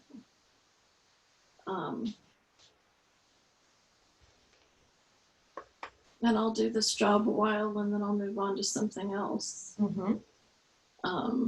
that works with my abilities, personality, and skill set. Okay. All right. And when I say a while, I mean, 50 to 100 years. Yeah. Okay. Very nice. It's a very enjoyable life. It's so peaceful and you're not lacking for anything. It's just comfortable. It's a comfortable life. Mm-hmm. And it's satisfying. There's not like any drama or excitement. It's just very peaceful. Okay. It's almost like a life where you can kind of rejuvenate and yet still have some kind of responsibility. Sounds wonderful. Let's move forward a little bit. Let's close down this scene. And I'd like you to move forward to another time and place in this same life. Mm-hmm. Let's be there now. And tell me what you see. It's well over 100 years later, and I've gotten the call to return home. Okay. Home in this case, at least where I stopped first, is not home, but it's like the checking in point. And I take a small ship from this ship and go to another ship. Okay. And so I'm not on a planet, I'm in a ship. And it's like almost like a home base kind of ship. And I stopped there to give my final report, get a health checkup, and be scanned for energy patterns for what I need most after continuing this life. So if you need like health updates, they'll find those. If you need, if there's something lacking in your energy, they can restore those with vibration and light. And if you need a reboot, like if your energy is really flagging, they have a certain energy that they put in that kind of almost makes you feel like you drank coffee, but is more sustainable. Wow. And it gives your energy a boost. and that helps quicken any repairs that need done to the body. Oh, cool. And then from there, you go meet with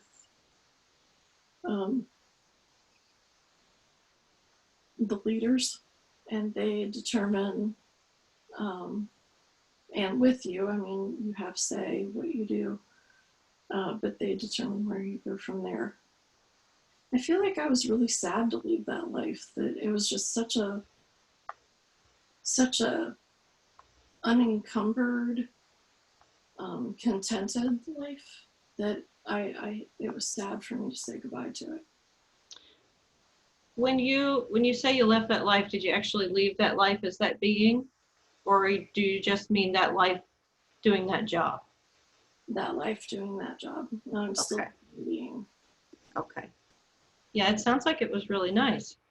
It was. There was no hassles. Yeah. To deal with people. It was really nice. Wow. Okay. So tell me more. What happens next?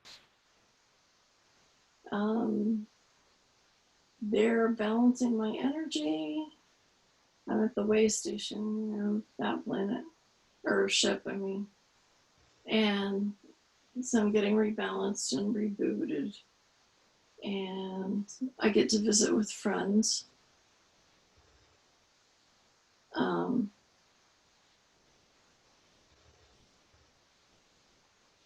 So that's kind of nice. Mm-hmm. And then at some point, I'll receive my next assignment. And at the beginning of the journey, you kind of lay out what you would like to cover in that life. And so then we'll talk about my next assignment from there. Okay. All right. Let's go ahead and close down that scene. And let's move forward in this life as the cat person. Let's go to a time and a place that has important information for you to see. Let's be there now. Okay. Tell me what you see. I'm back on the home planet. Oh wow.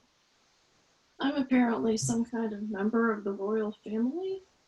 Okay.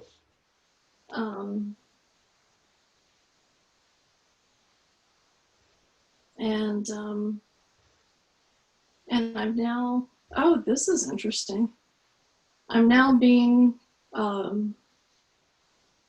it's, okay, how do I put this? It's like during that life as the androgynous on the state, on that one ship as a monitor, that was like my adolescent period. Okay. And now that I'm home, I'm more grown up. And at some point you grow and change into either male or female. Oh, okay. And so now I have grown and changed into male. Very cool. Well, that is interesting. Yeah. And so I'm part of the royal family, and it's time for me to go into training for the time when I will become the leader of the planet. Okay. I hesitate to use the word king because that sounds so, sovereign and has some negative, negativity on Earth. Mm-hmm. But that's not how it works. That's just the main leader. Oh, goodness. Oh, where is that coming from?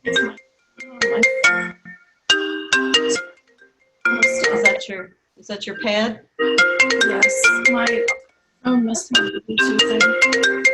I'll wait for it for a minute. Okay, it quit. There you go. That's all right. It happened. Here, I put my phone out of the room so it wouldn't do that. Oh, that's all right. Just take a breath. Okay. let's see if we can get back to that place. Yeah. Just relax, take a few breaths. Sorry about that. It's okay. And now I just my Bluetooth is on. Yeah. All right. So you're on your home planet. And you're an Yes. adult male. Yes. I've grown too. Mm-hmm. My body has grown and changed. And it is more furry now. It's not so much the fiber optic. That must have been my adolescent like fur. Yeah, I look a little bit different. I have more cat features. Very powerful, very strong, very muscular. Definitely bringing in more of like a lion type being.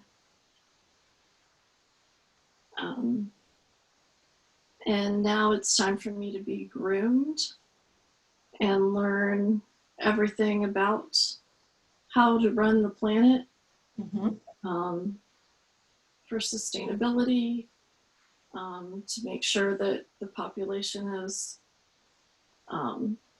healthy and growing according to the plan.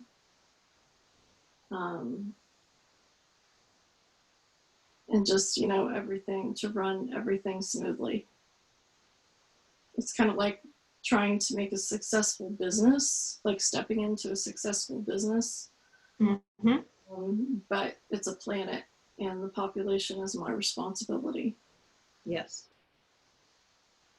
And then at that point, I will also take a wife and have children of my own somewhere in that time period. Do you have any idea what your planet is called? Does it have a name?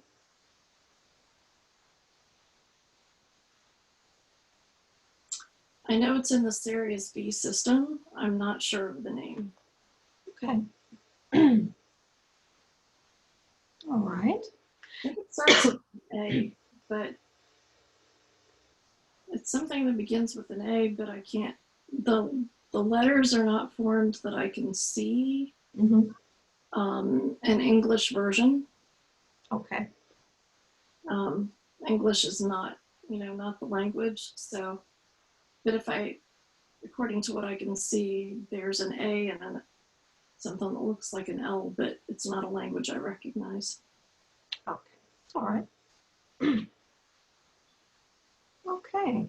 So let's close down this scene now and move forward in this life once again to another time and place that has important information for you to see. And be there now and tell me what you see. I see myself turning over all my responsibilities to the next generation, and kind of retiring for a bit and just being there as an advisor. Okay. And I'll serve as an advisory capacity till the end of my life plan. And when that day comes, it's almost like it's not a death experience. It's almost like the unzipping of the costume to release the soul within. Wow. And it's like when it's time for me to go, there's like this party. And everybody celebrates the fact that my voyage will continue. But that will always be in touch because the telepathy is not limited to the planet. So it's not like I'm leaving, I'm just changing form. Mm-hmm. And so then it's almost like the body fades away and I become this, it almost looks like a small star, like a light, just a light, just kind of floating there. Just light. I'm just light. Beautiful. So when you get to that point, about how old are you at that time? Are you like 1,000 or something? No, I'm closer to 4,000. Wow. So yeah, it's been a bit. And I have gotten tired at that point. Mm-hmm. And when I get to be the light again, I feel very expansive and rejuvenated and whole. Beautiful. It's very beautiful. And I'm told that that I get to be a light for a while now, Okay. where I have to be anything else again. Lovely.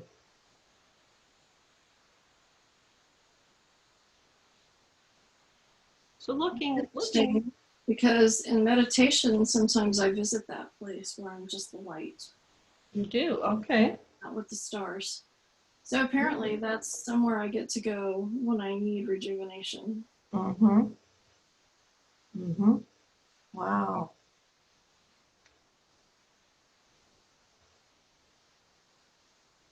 What do you see as the purpose of that life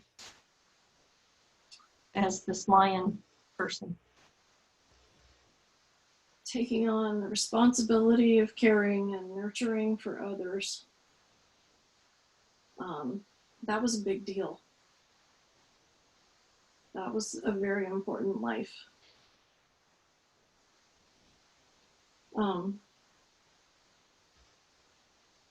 Because while their individual lives were not my responsibility and their individual choices,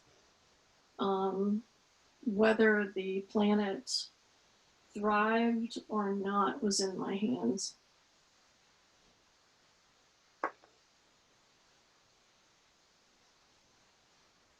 Wow. How do you feel that you did? Actually, pretty good. Great. That's wonderful. It sounds like it. Advisors the whole time. I didn't do it alone. Mm-hmm. So the ones that came before me, my lion parents and, you know, their generation stuck around and advised me until they became light again. Okay. And then I could still access their wisdom. Amazing. Amazing. Okay. Is there anything else about that life that you want to express or? Just that when I have been in meditation, when I go to that place where I'm light, Uh-huh. it's very peaceful and it's almost like I'm all knowing. Wow. But I feel like some of the aspects I brought into this life are still affecting me because I still like care deeply and nurture everyone. And sometimes I do have a tendency to take on other people's problems as my own, which is not my role in this life. Mm-hmm. But I think I still fall into that from that life. It feels the same. Okay. Like I feel responsible for other people and their choices, even though I'm not. That's not my role. Yeah. But I feel like I carried that over. Okay. So yeah. that's where that comes from. Yeah. It's Very the nice. same feeling. Uh-huh. Interesting. That's wonderful. Okay. Let's go ahead and just close down. Let's close down the scene. And at this time, I would like to ask if I may speak with Angela's higher self.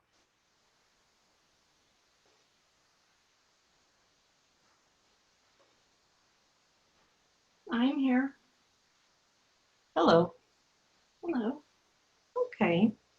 Would it be okay if I asked a couple of questions for Angela? Proceed. Okay. Thank you. All right. She would like to know, since we just left a life, are there any other past life issues still affecting her behavior or beliefs that need to be cleared? The lives I showed her, the ones we needed to cover for this session, she will experience healing and a change in pattern of behavior through knowing about that last life and knowing about some of the previous lives that I've shown her today. Mm-hmm. Some she was a bit aware of, others really took her by surprise. But she will continue to gain strength from this knowledge so that she can make the changes accordingly, realizing that she is not responsible for everyone, even from this position of knowing who she is. Okay, That's thank you. a difficult lesson for her. Yes. She'll be very happy to see this, I'm sure. This is great. Okay. So she experienced in one of the lives that we just went through, her life as Marina, she did get to experience what happened with herself and the one she knows as Davidson and Sam. She got to find out what happened there as far as her, leaving him and going with Sam.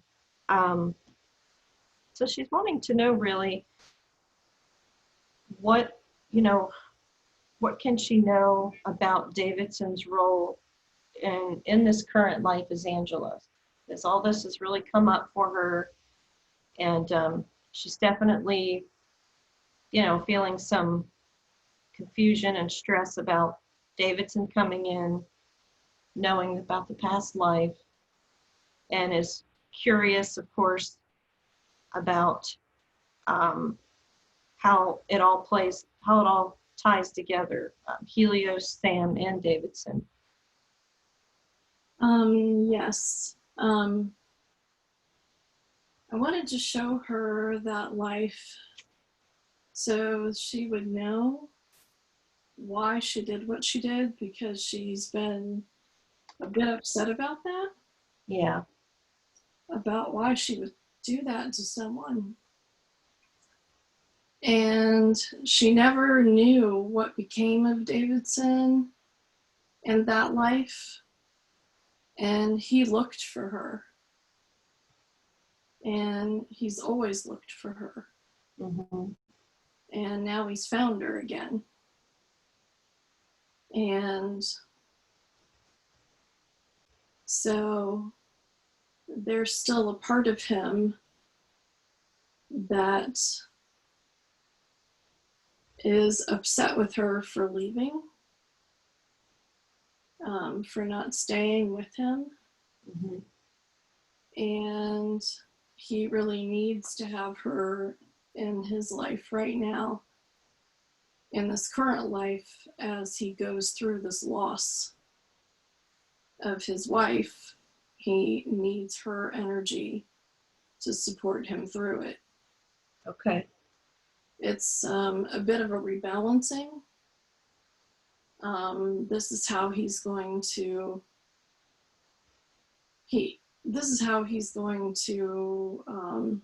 heal, not only from this life, but from that life as well, is by being back in her life and being closely bonded with her. The bond has never stopped. The bond is still just as strong today as it was then, which has caused her some confusion.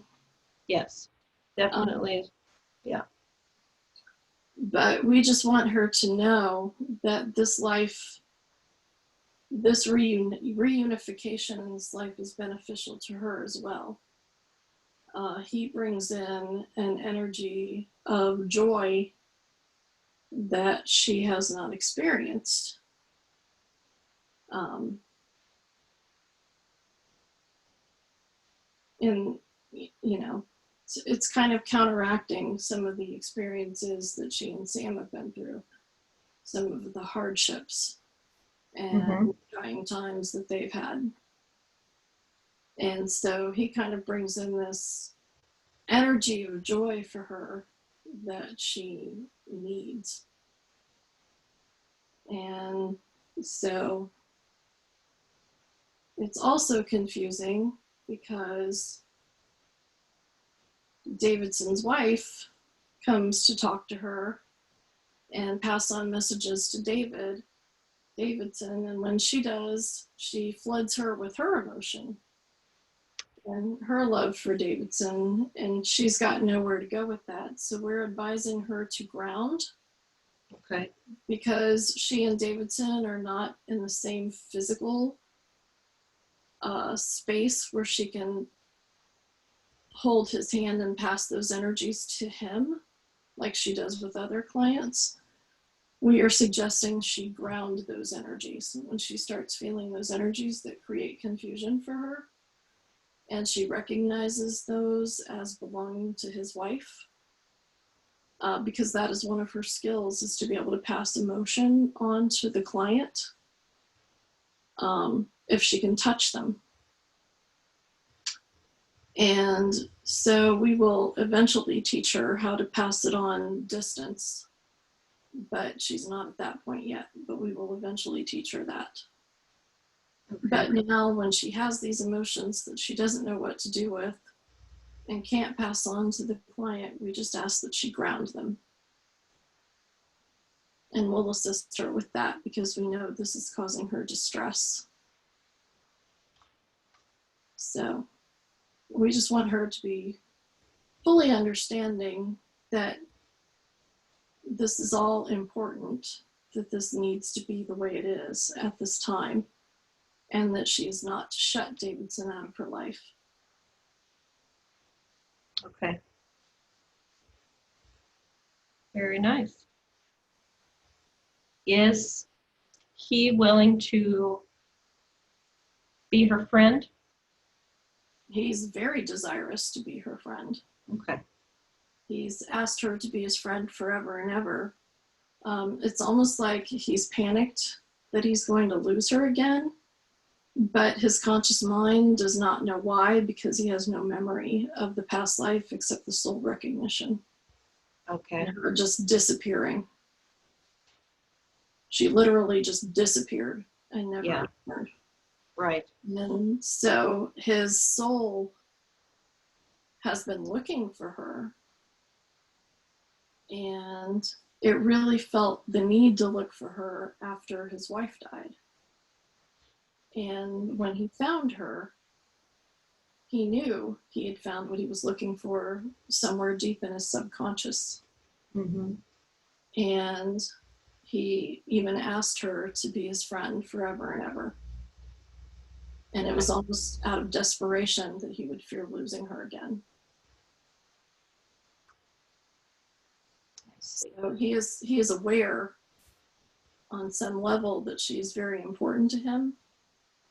and that he loves her, but that scares him as well.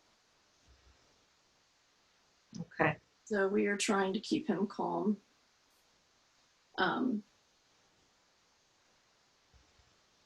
And allow his higher self to work with him on that.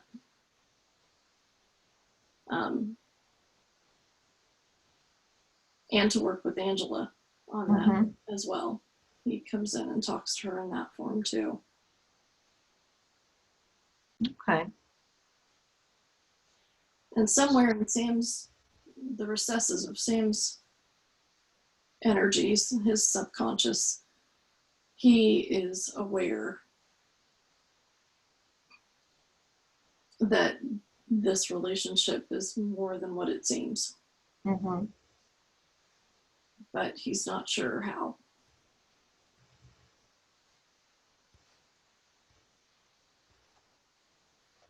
Okay. She said that Helios has told her that he has placed some aspects of himself into Davidson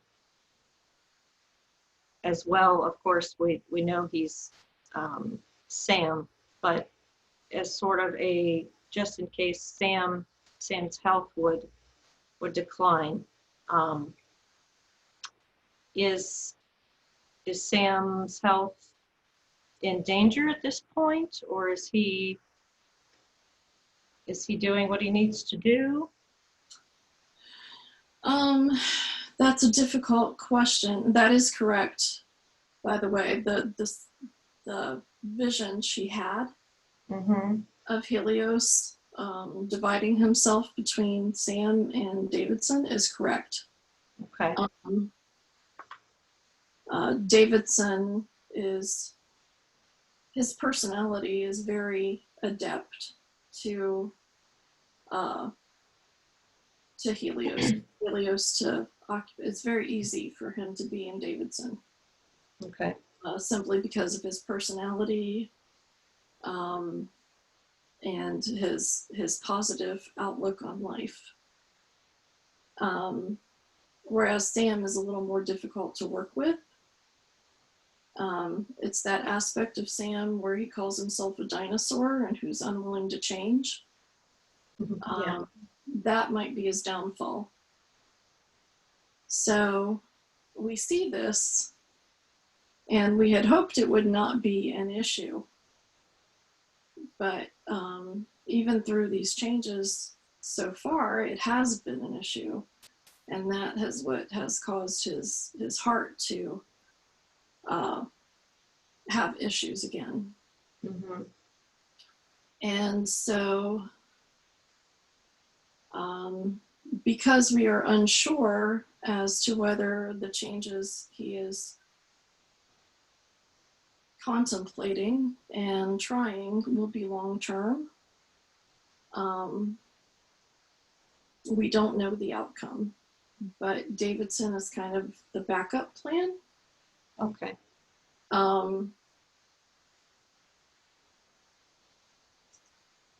We have kind of given her the idea that if something happens to Sam's physical body, that some of his aspects will move forth and support her in being with Davidson, which would be a huge lifestyle change for her. And would happen more quickly than would be considered the norm down here on this planet. But spiritually, it would be the right step, and we would work that out. Okay. She has trouble contemplating that whole subject. Yes. To her, that feels like she's, torn and guilty, or Yeah. emotions. But we do want to let her know that none of this is in her power. She just needs to as she likes to say, take a chill pill, because we've got this. Okay. We do not know yet if Sam's physical body can survive all of these changes because of his heart being weak and the choices he's made in the past to not self-care. Yeah. And we don't know yet. Within the next year or so, we'll know more.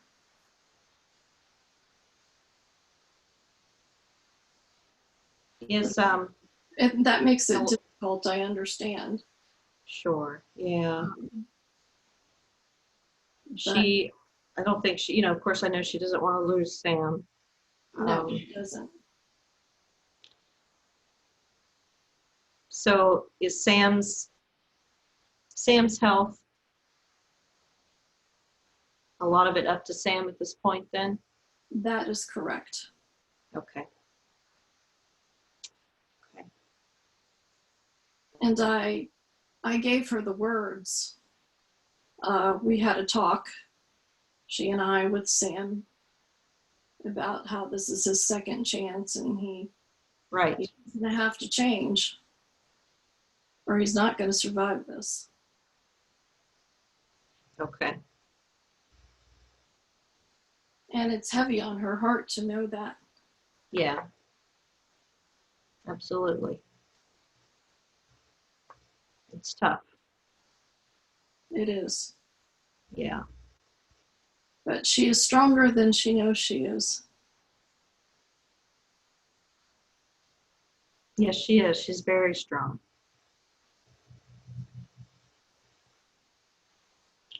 Okay, thank you. That's very good clarification. I think this will really help clear up some of the confusion and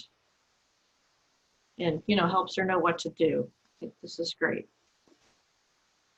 We just ask that she continue to just live her life, to continue focusing on her mission. Okay. And we'll handle the rest. Okay. And she cannot take on other people's problems. Right. This is why we showed her the life as the lion person. That's where that came from, but that's not her life now. So she needs to rein that in. Very good. So as far as her mission goes, she is aware that her mission is love. Correct. Are there any directions as to what she should be doing now that she's not already doing? She needs to be finding outlets in which to spread the language of her mission, to spread that energy. Several people have suggested she write a book. We will assist with that if she chooses to do so. She wonders when she would have time for that, but we will make it work if she would do it that way. We have suggested she begin the blog. She's already named the blog, and yet she hasn't begun work on that yet. So we would like her to do that. Okay. She's worried that she'll run out of information to put on the blog, but I promise her that is not a thing that will happen.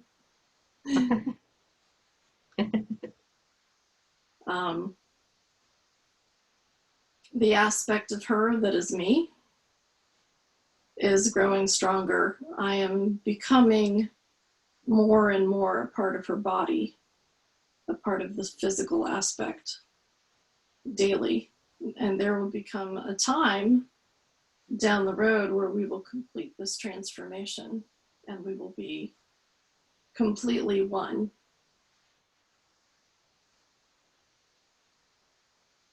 Very nice. As will you, dear Lilith. That's what I hear. Thank you. Would you like to expand the directive at all as far as the mission goes?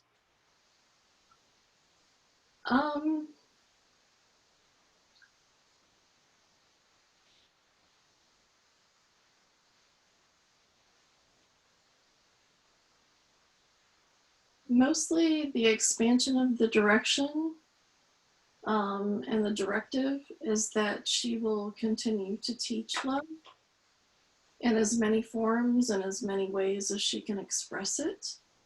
And as she does, people will gather to her and hear the underlying message, and then they will go out and spread the message as well in their own terms, their own terminology. But she is gathering those to her, have like minds and like hearts. And the more she works on this mission, the more people will flock to her to hear the message and then take the message out into the world. Okay. So mainly she just needs to continue to focus on teaching, the aspects of love and giving those messages as we bring them through her. And continue to do what she's doing. Okay. And we ask that anyone who hears this message or watches this, we ask that your mission also be love, because that is your prime directive. For those of you who are unaware, the prime directive is to spread love in all its aspects across the planet. We are working towards complete unconditional love and acceptance of each other. Or as we realize that we can love and accept each other no matter what differences appear on the surface or in the beliefs or in the culture, as the aspects of unconditional love and acceptance take over and take hold, humanity will realize and wake up and understand that though everyone seems as a separate being, we are all one consciousness. And when that takes hold, the ascension process will conclude. Wow. This is your mission, all of you. This is your mission. Duly noted. I'm hearing you. I am with you. Thank you. You're welcome.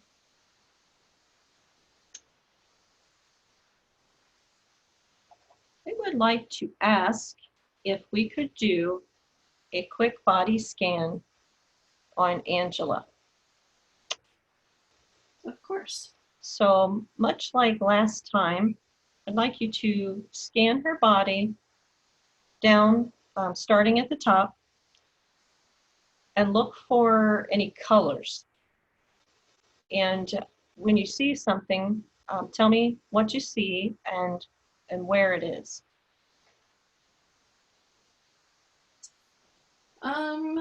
We see a bit of green in the heart chakra,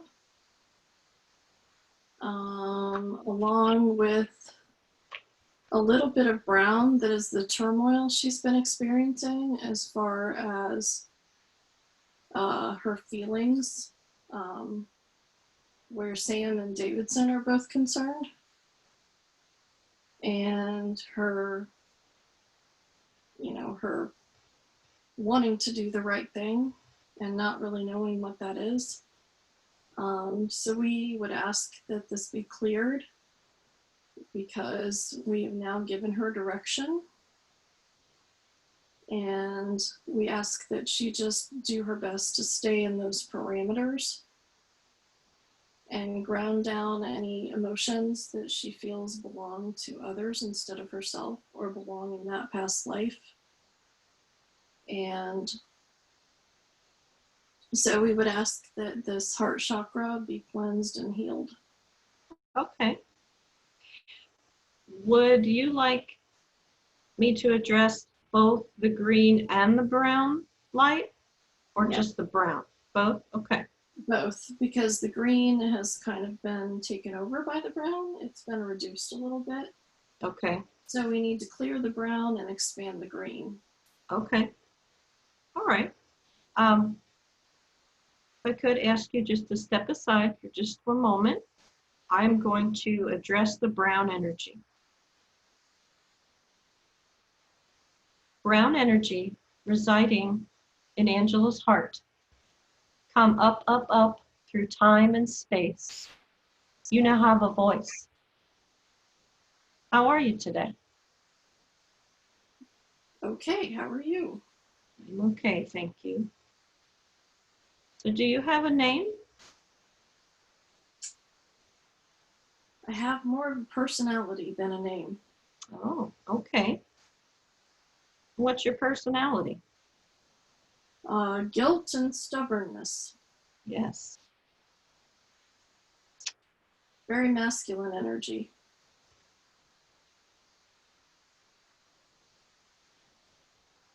And is this your purpose in Angela's heart? She sort of drew me in and created me. Uh-huh.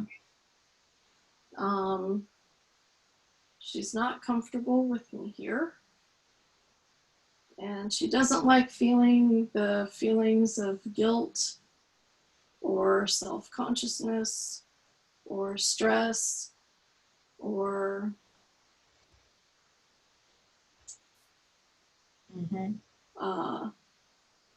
comparison, or like there's a war going on within her. Okay. Would you like to actually, may I speak with Angela's higher self? I am here. Okay. So Angela created this brown energy. Let's go ahead and transmute it. Let's take it from guilt and stubbornness to the opposite. Free of guilt, only love. And instead of stubbornness, let's transmute it to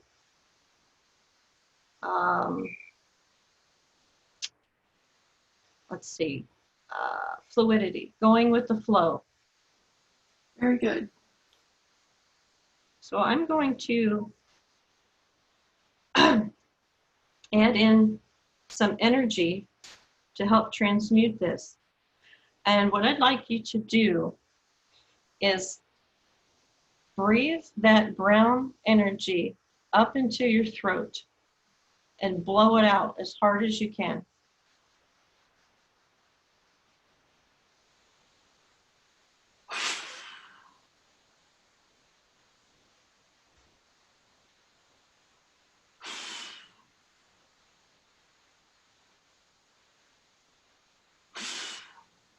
Keep blowing until you feel like it's dissipated.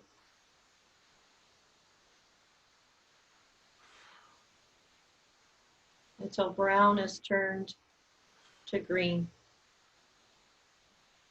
It is finished. Beautiful. Now let's go ahead and expand that green energy and fill the whole space back up again where all the brown was.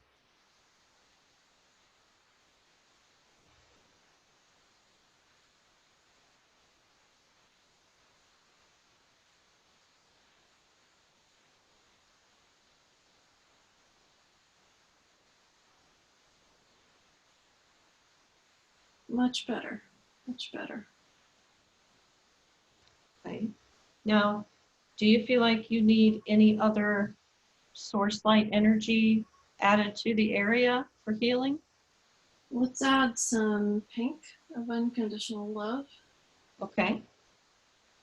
And a blue opal of knowing your truth. Beautiful. Okay, at this time, I ask that pink source light energy and blue opal source light energy fill all of the cells of Angela's heart and all of the areas surrounding it. Restore, heal, and rejuvenate all of the areas that were affected.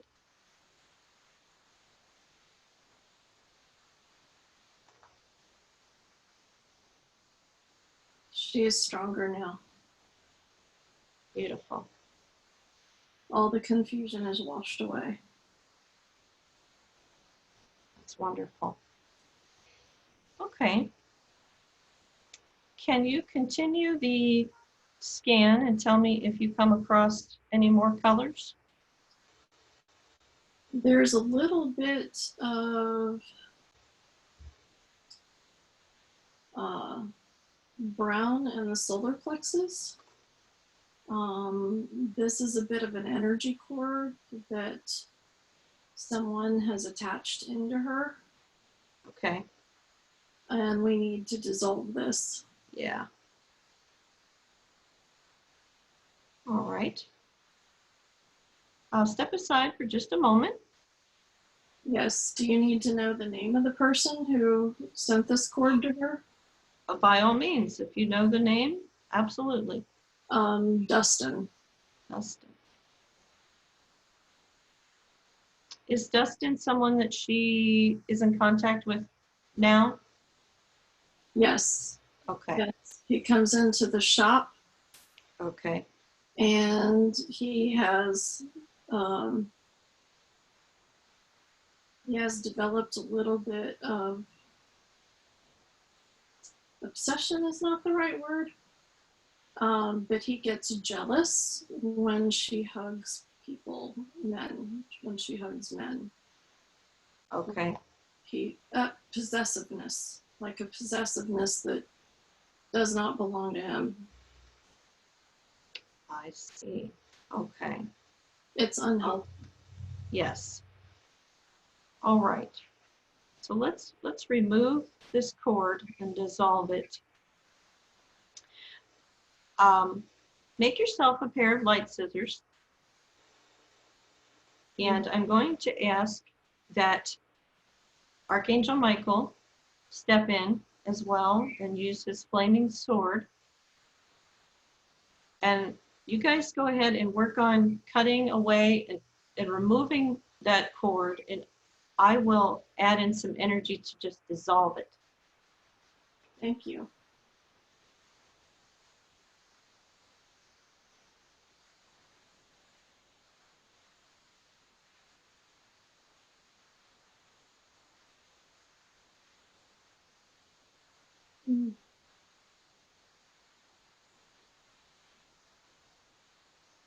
Wow, it's worse than we thought.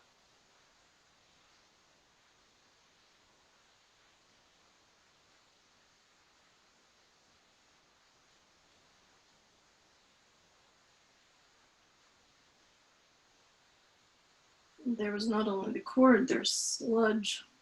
Mm-hmm. We're sending that into the light for transmutation. And that energy will be restored to perfect divine balance and sent back to Dustin. Thank you. That's exactly what I was just going to ask. We know. How we doing? About there. Okay. Oh, her stomach's already feeling better. She kept wondering where that was coming from, but she couldn't quite find it. Probably because she was in contact with so many people over the last week.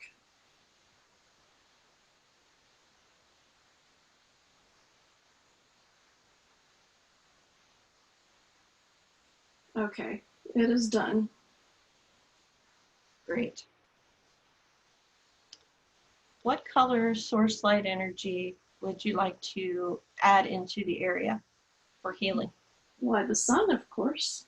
Of course. I now ask that the beautiful energy of the sun fill up Angela's solar plexus, restore, rejuvenate, heal all of the cells in the area. Beautiful, bright, yellow and white sun.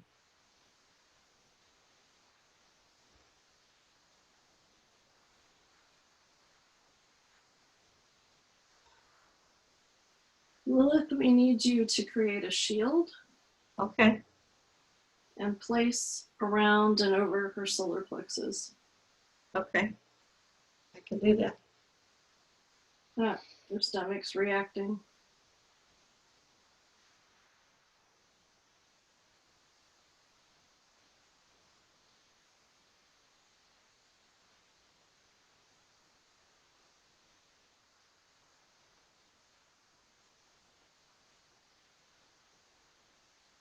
This is her armor she will carry there.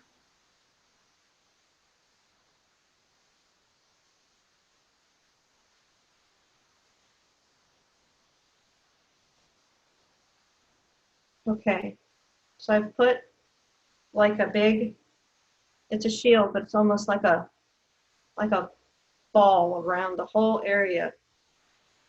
I'm just going to seal it off. Thank you. She's been trying to do that herself, but has been unable to.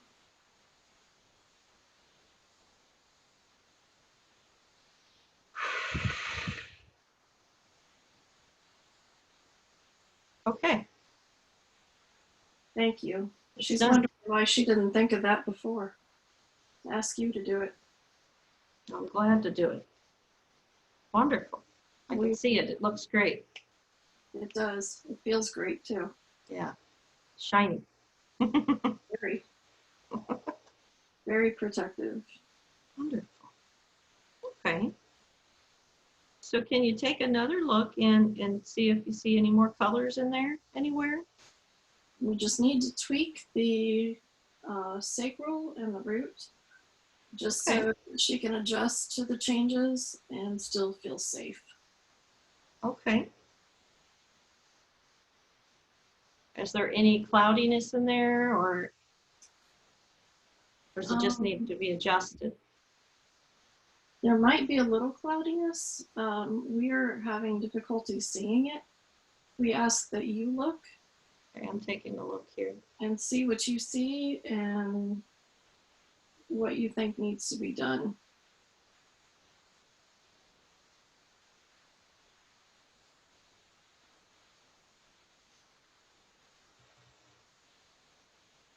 Okay. So I see a little cloudiness in the sacral chakra. Let's make a light vacuum and let's just suck that out of there. Mm-hmm.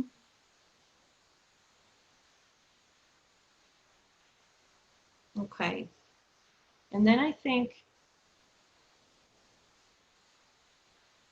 I'm going to go down to the root. it looks clear. It's not balanced.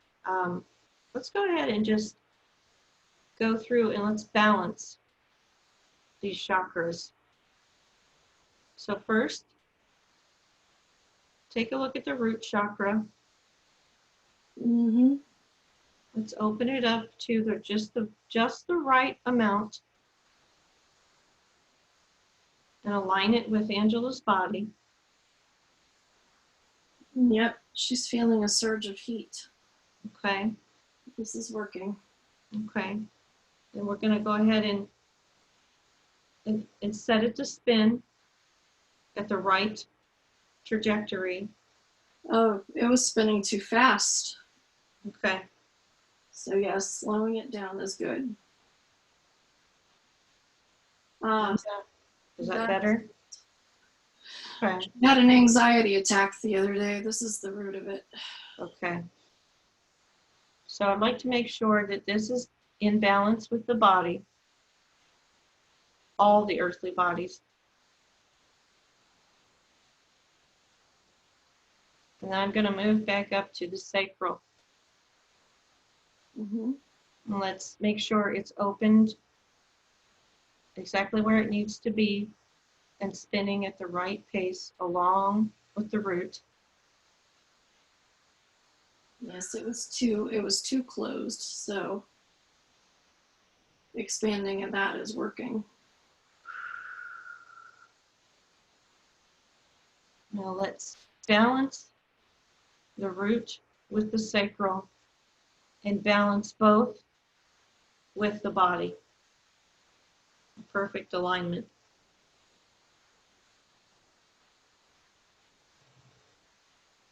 And then let's just go on up to the solar plexus. Balance that energy center so it's in perfect alignment with both the sacral and the root. We're strengthening the connection between the three chakras.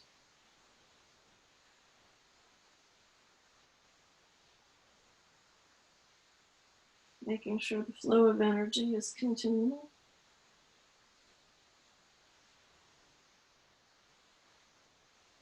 They're all overlapping each other just a little bit. Mm-hmm. And balancing it with the earthly bodies as well.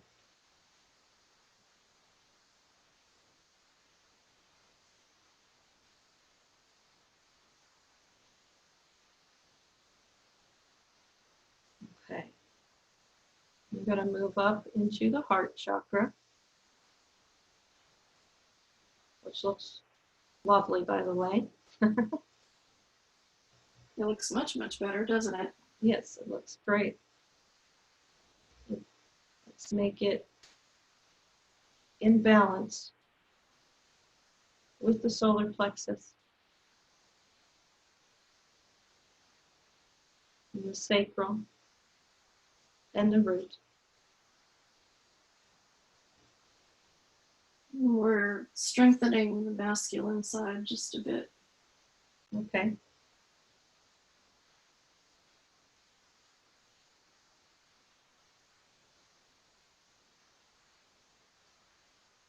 There, that's perfect. I'm going to align the four now and balance them again with the body.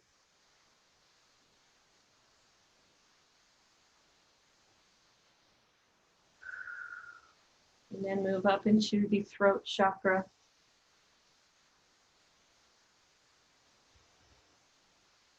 Align it with the heart. Can you bring your vacuum in again? There's a little like lump. I can't. Yep.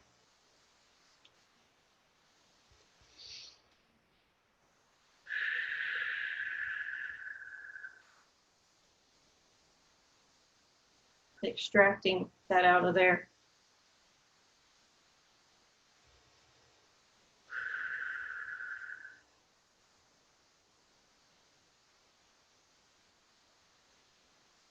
Yes, it was trying to grow roots. We are cutting the roots. Yeah, looks like a little ball or something. Yeah, yeah.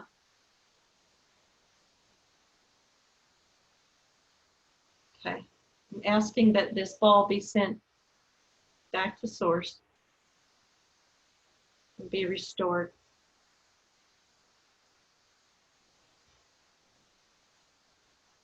Is that better? It is.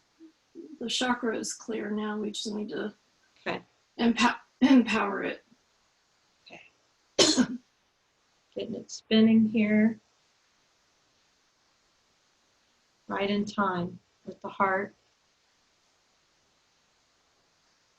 and the solar plexus. And down, aligning with the sacral and the root.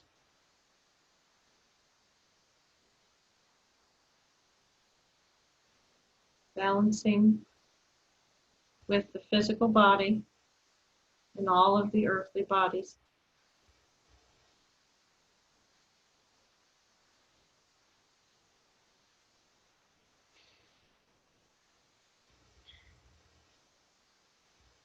And then let's move up. And the third eye looks really good. Mm-hmm. Just balancing with the other chakras. Moving down.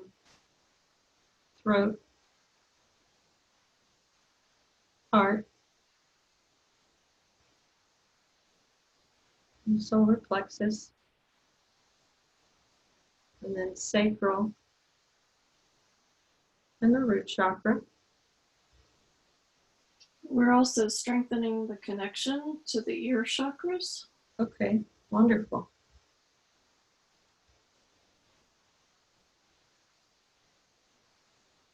Aligning all again with the body, with all the earthly bodies.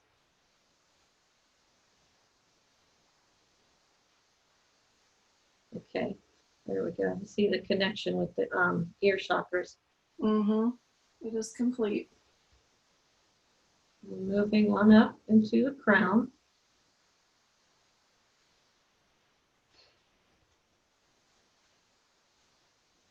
Making sure that it's spinning right in time. Looks pretty good. Balancing, aligning down now with the third eye and the throat and the heart. Down into the solar plexus and the sacral. And back into the root.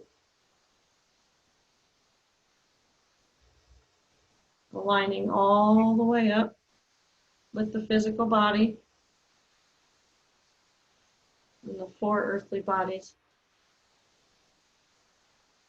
And I see it going up and connecting with the soul star. Yes.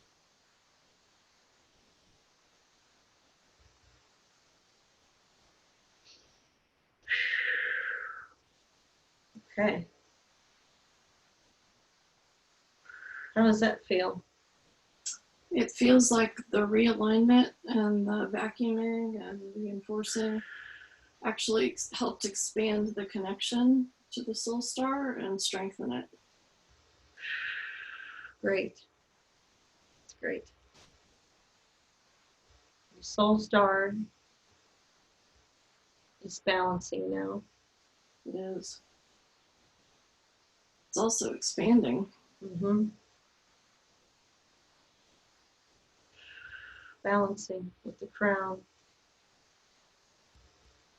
Moving down. Third eye.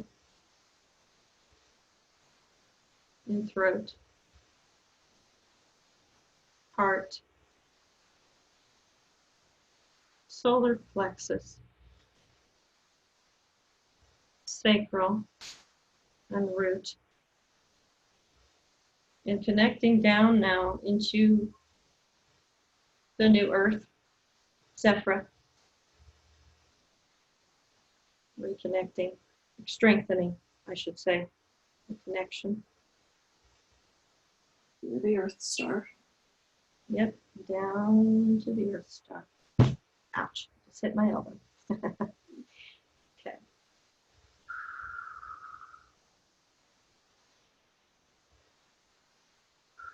Bring it on, kind of going up and down here.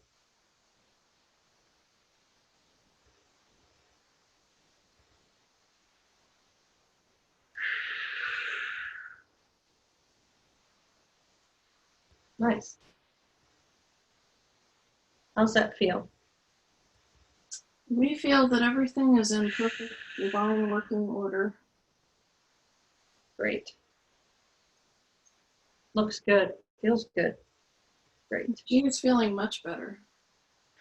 Very good. Okay. Do you see any other colors hanging out anywhere around the body? Now we feel all is well. All is gone. Okay, that's wonderful. Okay. Would it be okay if I went ahead and asked the rest of her questions? Please proceed. Okay. So she wanted to know what the significance of the illness and the flooding in Pigeon Forge were. The significance of the illness was to purge her of old energies, not only from this life, but from all her past lives. So it was a cleansing of the cell memory and a rejuvenation of the cell memory and the physical body so that she can begin receiving the higher version of these messages instead of just the trauma. Okay. So we're switching gears. This is going to start happening with more people, where as we examine past lives, we're not going to see just the trauma that's been brought forth, but also the beauty. We'll begin to see past lives where great spiritual strides were made and the work that they did. That is wonderful. So the illness was necessary for that to be purged, and the flooding was necessary because the illness kind of triggered that washing away of old emotion. Her presence in Pigeon Forge at that time was not a coincidence. That is normally a time of flooding for Pigeon Forge area, but we always bring a catalyst. There's always someone we bring in a physical body down to that point. So when the flooding happens, it's almost like the person embodied that we bring in and Mother Gaia are working in tandem to release old energies of belief patterns and emotions from that area, from its past, and from the people who visit it, so that when the floods recess and recede, it's almost like a clean slate of energy, because that area sees so many people come through that we have to release those emotions that get stuck there. Okay. So that it can be in harmonics, in the true mountainous and river harmonics that need to be expressed there. So it's almost like if you have somebody who's experiencing a spa and you have to clean the sheets and wash the room when you're done. Okay. Kind of on that scale. So this was a twofold purpose. Her mission there was to not, she needed the energies of the mountains in order to purge all those old issues She can't do that in the city. So she needed that nature aspect. She needed the support of the trees, the support of the river, and the support of the mountains, and all the beings that live there in the spiritual realm and in the nature, the fairies and the gnomes. And she needed that sustenance in order to have the strength to purge all that up. But the flooding was also catalytic as a purging of the old energies in that environment to wash all those emotions and old beliefs away that build up from so many people coming there and releasing them in that area. So it's kind of like a sponge that absorbs people's emotions and helps them to feel better. But then you have to wash out the sponge. Makes perfect sense. So that was the purpose of all of that. It was not meant to frighten her. She was never in any danger. But them leaving a day early was exactly what needed to happen. Great. Oh, that's good. That's great. Thank you. And that's why she doesn't feel the same as she did before she went, because she's actually lighter now. Oh. Yes, So, she definitely feels different. Yeah, releasing all those old things, expunging all of that has allowed even more light to fill her. And it allows me to come in with more strength and regularity, because now there's space for me to fit. Okay. Yeah. Very nice. Okay. That's why she feels different. That's great. She'll really appreciate this. Great. Help. I think knowing this will help offset the trauma and the pain that she went through. Yes, I think so. Okay. So as you know, she is being told to prepare for big changes in her life and a new way of living. That is correct. Are there any details that she can have about that right now? Yes, we want to tell her that as this year progresses, she will be relinquishing more and more of her duties around the home as she gains strength in her work and becomes more in demand. And so we are asking that she do a complete purge of the home of things that she no longer needs. We will create space for that. She hasn't had any time for that, but we will create space. And we have put that urge to purge within her. Okay. And continue to eating a cleaner diet to prepare the physical body for more activity and to carry more of my energy, of our energy within her at a higher vibrational rate. And so as this transition happens, it will be a bit difficult for her. It'll be a bit challenging to break these habits of being the one who always does all these things. Yeah. And Sam has even asked if he can take some things from her, which is something new. So we're hoping that he's actually going to follow through on that and start doing the changes that he needs to support her, because she's supported him all these years and what he has been doing. But the tides are turning a bit where he needs to offer her more support. Okay. And that is going to be necessary for this relationship to stay balanced. Okay. So that is part of of the changes he needs to make.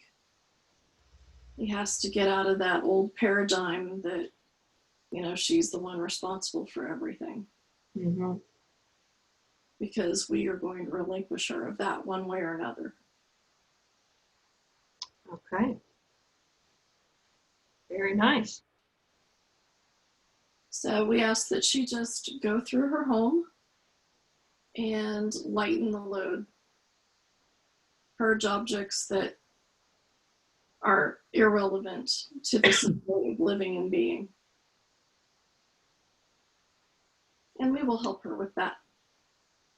Okay. Beautiful. All right. So she, as you know, I know you were there, had that experience on Super Psychic Sunday, I was there. reading Brian. And so she's assembling an army, so to speak. In a manner of speaking, yes. I'm not sure army is the word we would choose. That a more negative connotation than what we would choose to call it. How about if we substitute army with team? Team sounds good.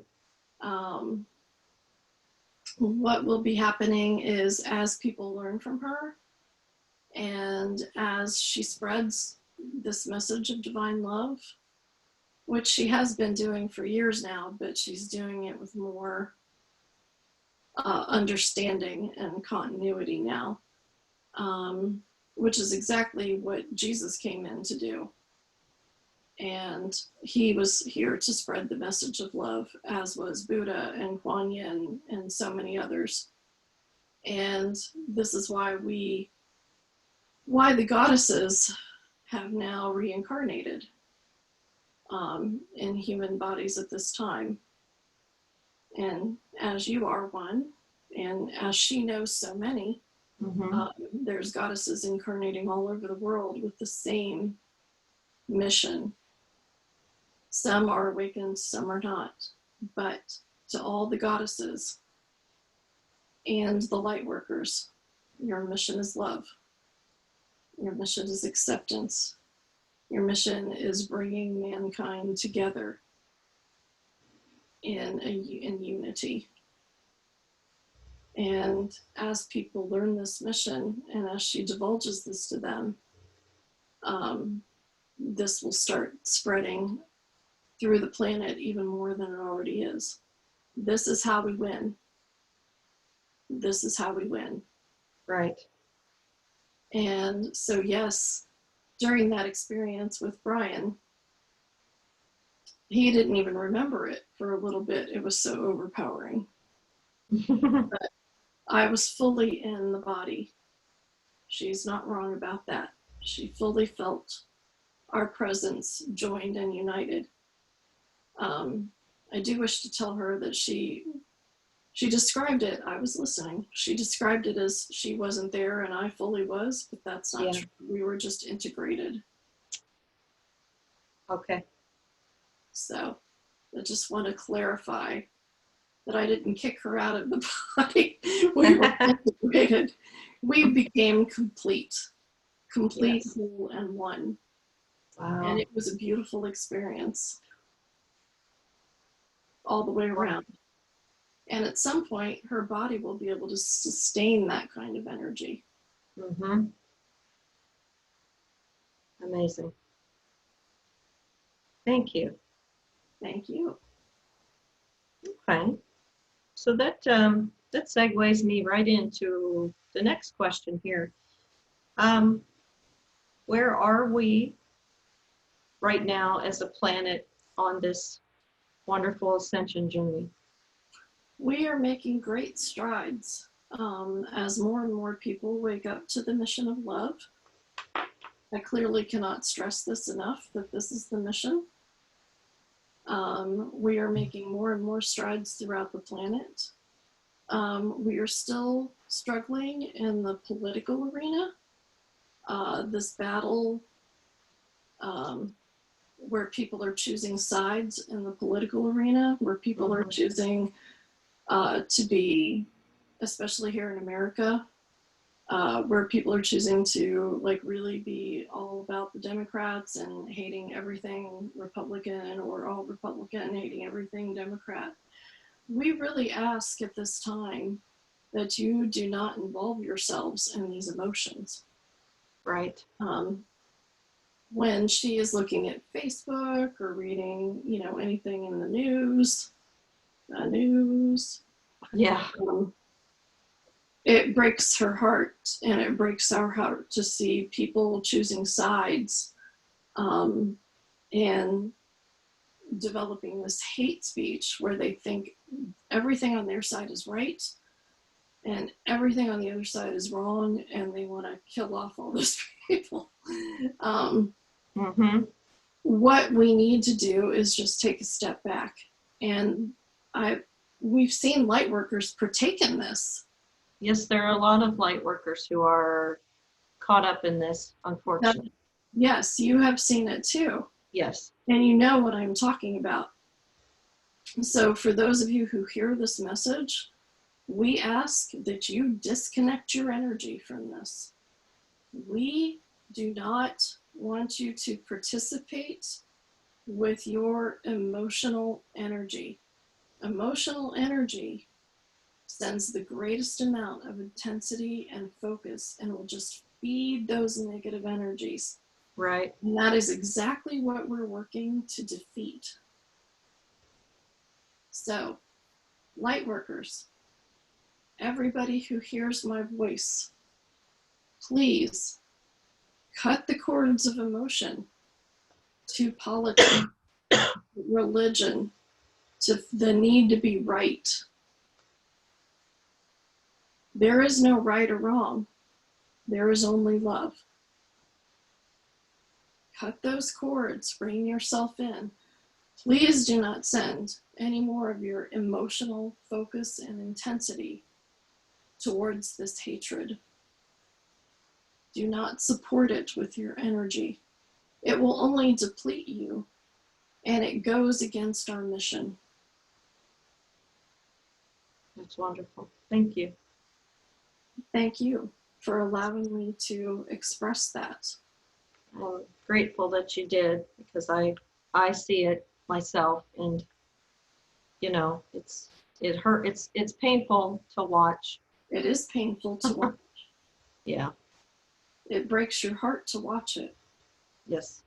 And we know that you, Lilith, are very good at keeping your distance. I'm trying very hard. Yes. Just to observe. Yes, just be an observer, do not be a participant. We ask that of everyone, every light worker on the planet. Be an observer, not a participant in these vies for power. And this is how we win. This is how love wins. This is how we triumph. This is how we ascend. Okay. We must do it right this time. We have to win. Yes. We will. We're not going to let it go any other way. Yeah, I agree. But we need people to disassociate themselves from those intense emotions. That's what feeds the fear and the negativity. And that's what keeps us suppressed. Okay. Beautiful. Okay. So, how is Angela doing with her health issues? Is there anything else she needs to work on or could be resolved at this time? We made some strides today, resolving some of her health issues, plus that purging that she did. She's definitely wondering about the asthma and the arthritis. And as she changes her diet, these are immune dysfunctions, and we will be working from an energetic standpoint to fix these problems, but a lot of this is dietary. And so as she empowers herself in what she eats and learns to choose what works with her body instead of against it, she will be resolving a lot of these issues. I know that she was advised to eliminate things like wheat and maybe less caffeine as well. Yes, we would ask that she cut back on caffeine. Okay. I'm just looking from last time. Sugar. She's doing better with that. Okay. How about her hydration? That still needs to be worked on. Okay. We advise lemon water. Okay.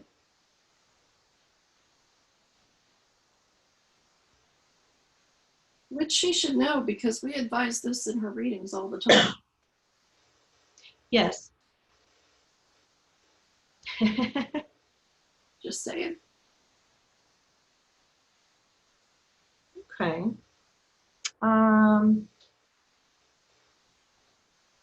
Anything else like for tendinitis, hypoglycemia?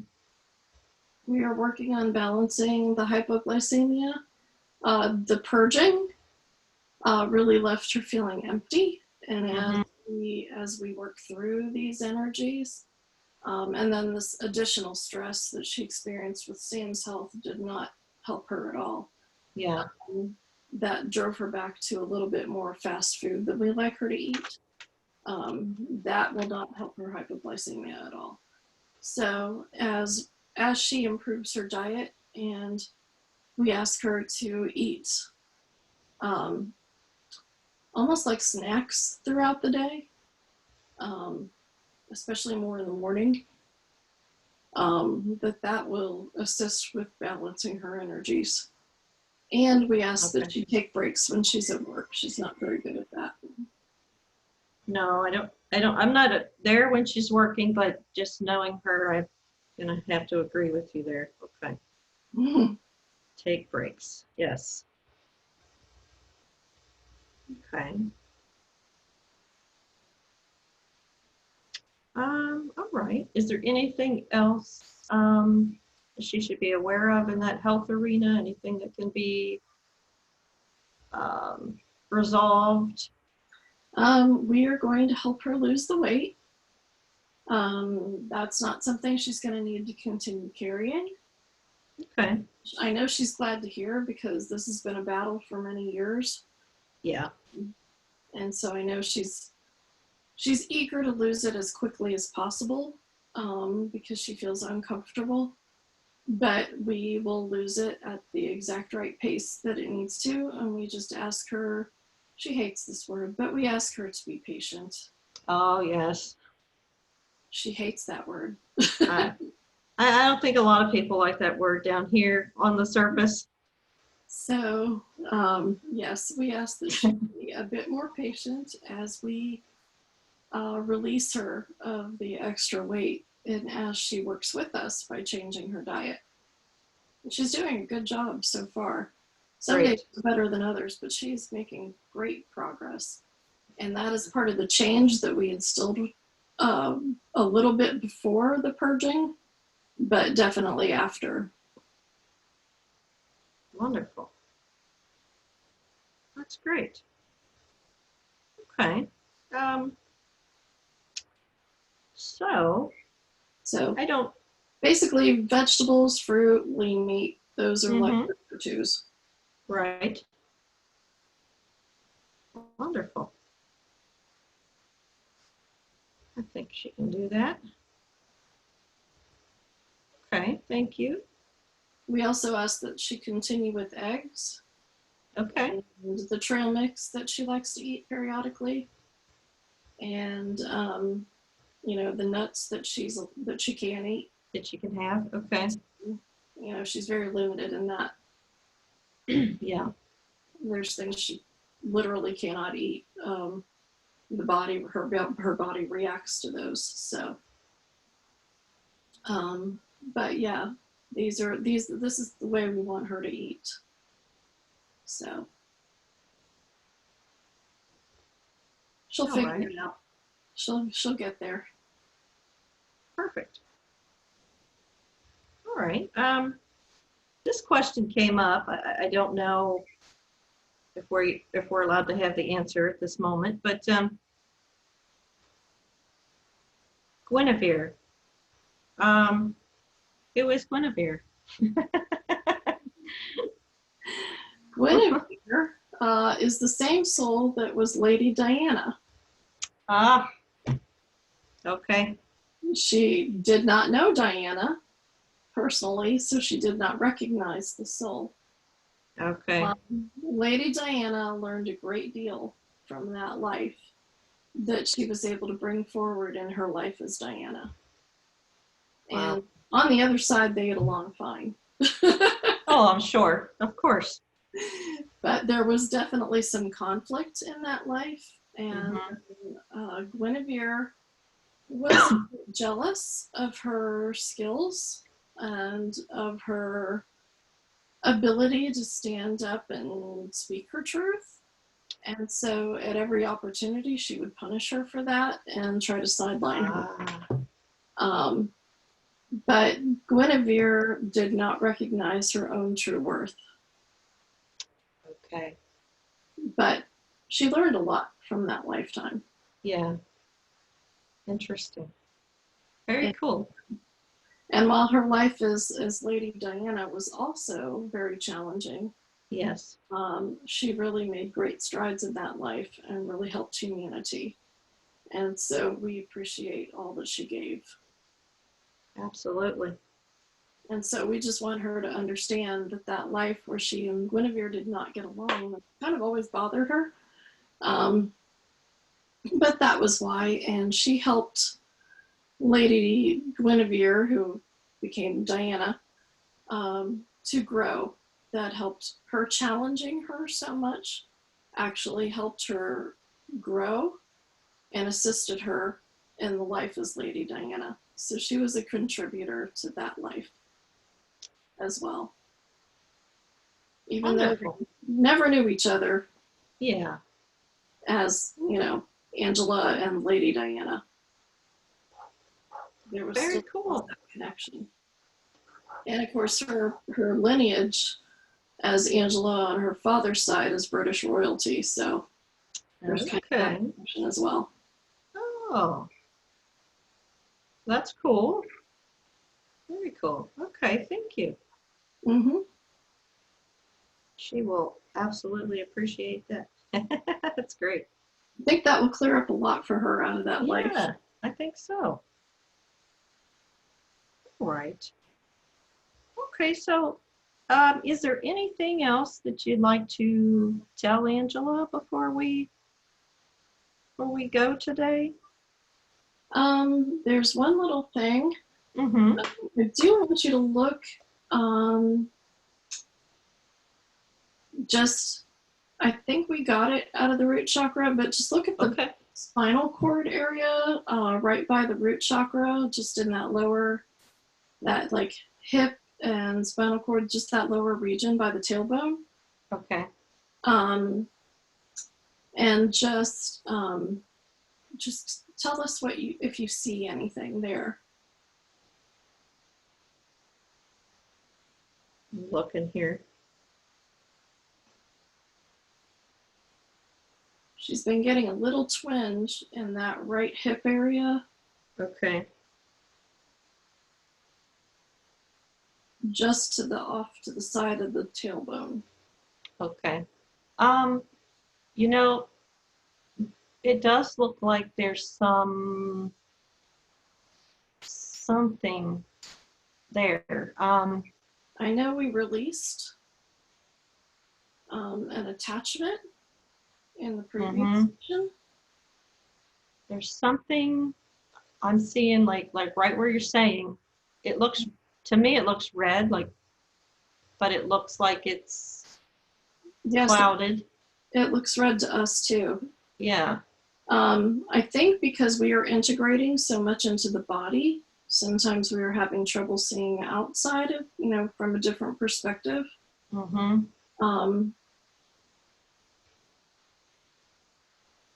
Let me, it looks almost kind of clouded. Like an irritation. Do you think perhaps from the previous attachment that there was something left that we did not clear all the way? It could be, maybe there's something left there. I will actually go and I will see if I can speak to this red that I'm seeing. Okay. Let's see if I can do that.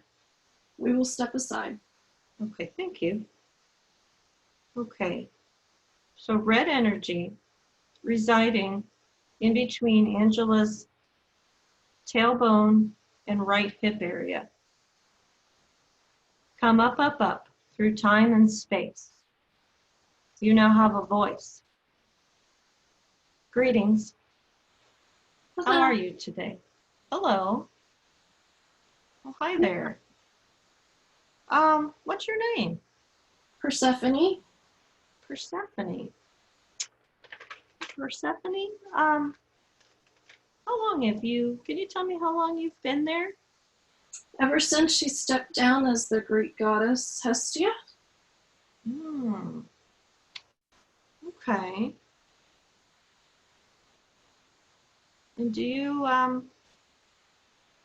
know how old you are? I'm guessing very old if you've been there that long. Quite old. Okay. I don't really understand your Earth years. Yeah. They don't make a lot of sense. Okay.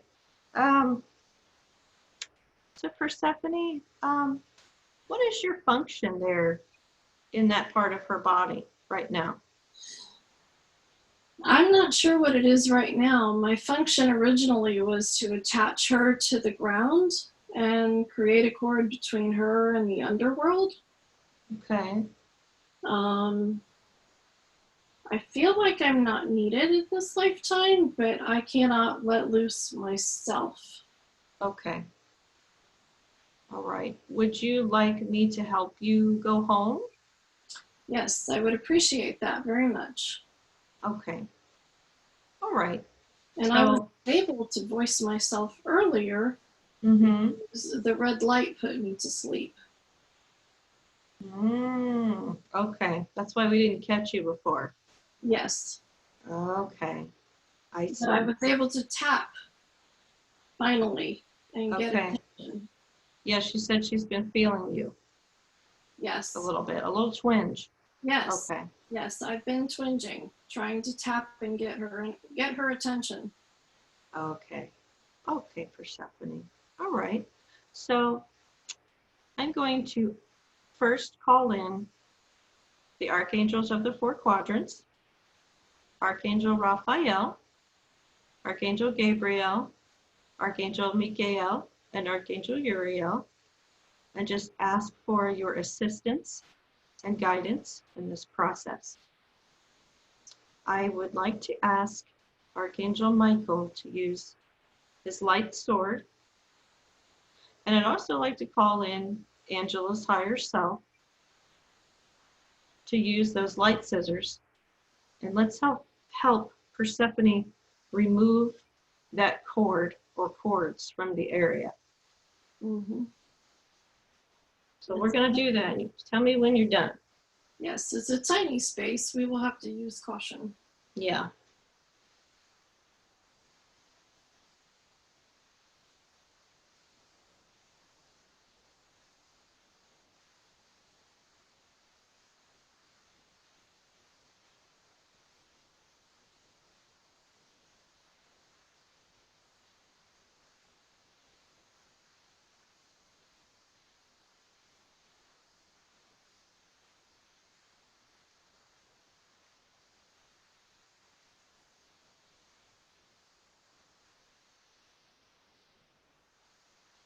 This is Persephone. I am now being held in the care of the 4 angels of the quadrants.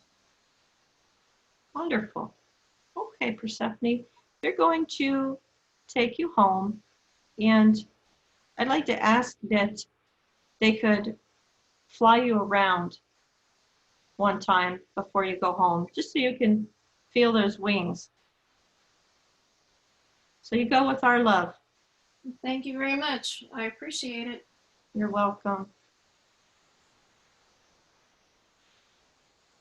May I please speak with Angela's higher self? We are present and grateful that she was able to tap. Yeah, that's great. So she was ready to go. I'm glad that you caught that, because I didn't see that until you pointed it out. We did not see it during the first pass. Okay. What color source light energy would you like to use to heal the area? Let's use gold. Okay. I ask that pure gold source light energy fill all of the cells in the space in between Angela's tailbone and right hip area. Restore and rejuvenate and heal every single cell that was affected.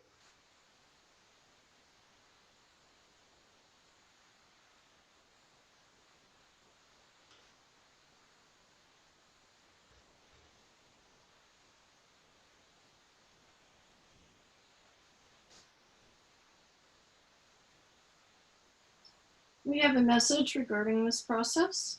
Yes. Releasing Persephone, who was the Greek goddess of the underworld, dying experience, has released her and healing that. Releasing Persephone releases her from the human death experience. Bringing in the light of the Christ consciousness allows her to ascend in the body. Oh, that's wonderful. Wow. That's wonderful. How is the area down there where the energy was? In perfect divine order. That's great. Okay, wonderful. All right. I think we've got it. So, yes. Thank you so much for coming in and guiding both of us today. We've been happy to be of service. Thank you. Thank you. And thank you for spreading our message. I will spread it far and wide. We appreciate that. I will. All right. All right. I love you. Thank you. We love you too. Okay, so of course we do give gratitude and thanks to the subconscious today for giving Angela and myself the information it has. She will greatly appreciate it. And the things that were brought forward were for information purposes to help with the present lifetime. At this time, we ask that all entities return to where they belong. They belong in the past, and we will leave them in the past. As Angela listens and processes the information, she will be surrounded by light and love and will not be bothered by anything, mentally or physically. This is the way it is, and the way it shall be. This information will not bother her in any way, mentally or physically. Now I would like for Angela to visualize a blue crystal river of light. It sparkles and it shines. See this blue river of light flowing down from above, flowing down into her crown chakra. We're going to have this river move down through all of the chakras in the body. And as it moves down through the chakras, the river of energy will expand out through all of the cells. It is moving down through the third eye, sending healing energy throughout the head area to every cell as it moves into the throat, sending out healing and rejuvenating energy to all of the cells. You can feel this energy. It's peaceful and beautiful, and you know it's healing and restoring your energy as it moves through the body. Now it's moving down into the heart, into the solar plexus, down into the sacral, flowing beautifully into the root, to every cell. You can feel it moving through all of the cells of the body. Beautiful and peaceful and so very powerful. It heals everything it touches. It's moving through all the cells in the body. And the body now has all of the energy it needs to remain balanced and in harmony. Any excess energy that is not needed will be passed off through the legs and the feet. It will be passed out to the world as excess that anyone can use. Now the body is now in complete balance and harmony. I have a good body. I have a strong body. I have a healthy body, a rejuvenated body. My body is functioning in complete balance and harmony, absolutely perfectly. My energy is restored and rejuvenated. This is the way it is and the way it shall be. Now all of the consciousness and personality will once again fully integrate back into Angela's body. All the consciousness is once again fully integrated into the body, banishing all the other parts we were speaking to. As you begin to wake up, coming up through space and time, you will orient yourself back here to this date and this time, and you will not be bothered by anything mentally or physically. Anytime you do anything like this, it will be the most enjoyable experience, and you will focus on the present life that you are living. Now, when I count to 5, your consciousness will be fully integrated. You will be wide awake. You'll be feeling wonderful all over, just as though you are waking up from a great nap, feeling wonderful and refreshed all over. 1, your blood is starting to circulate faster, and your breathing is increasing and getting faster. You are beginning to wake up. 2, you become aware of the sound inside and outside of the room. You are aware of your physical body. 3, you are now oriented here in this time and this place. You are aware of your physical body. 4, you are waking up very nicely now. 5, you are wide awake, feeling wonderful and refreshed all over.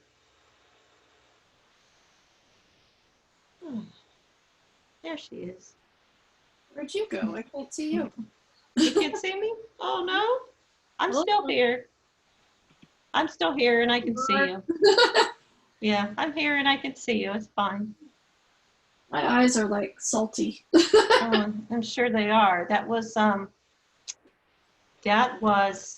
quite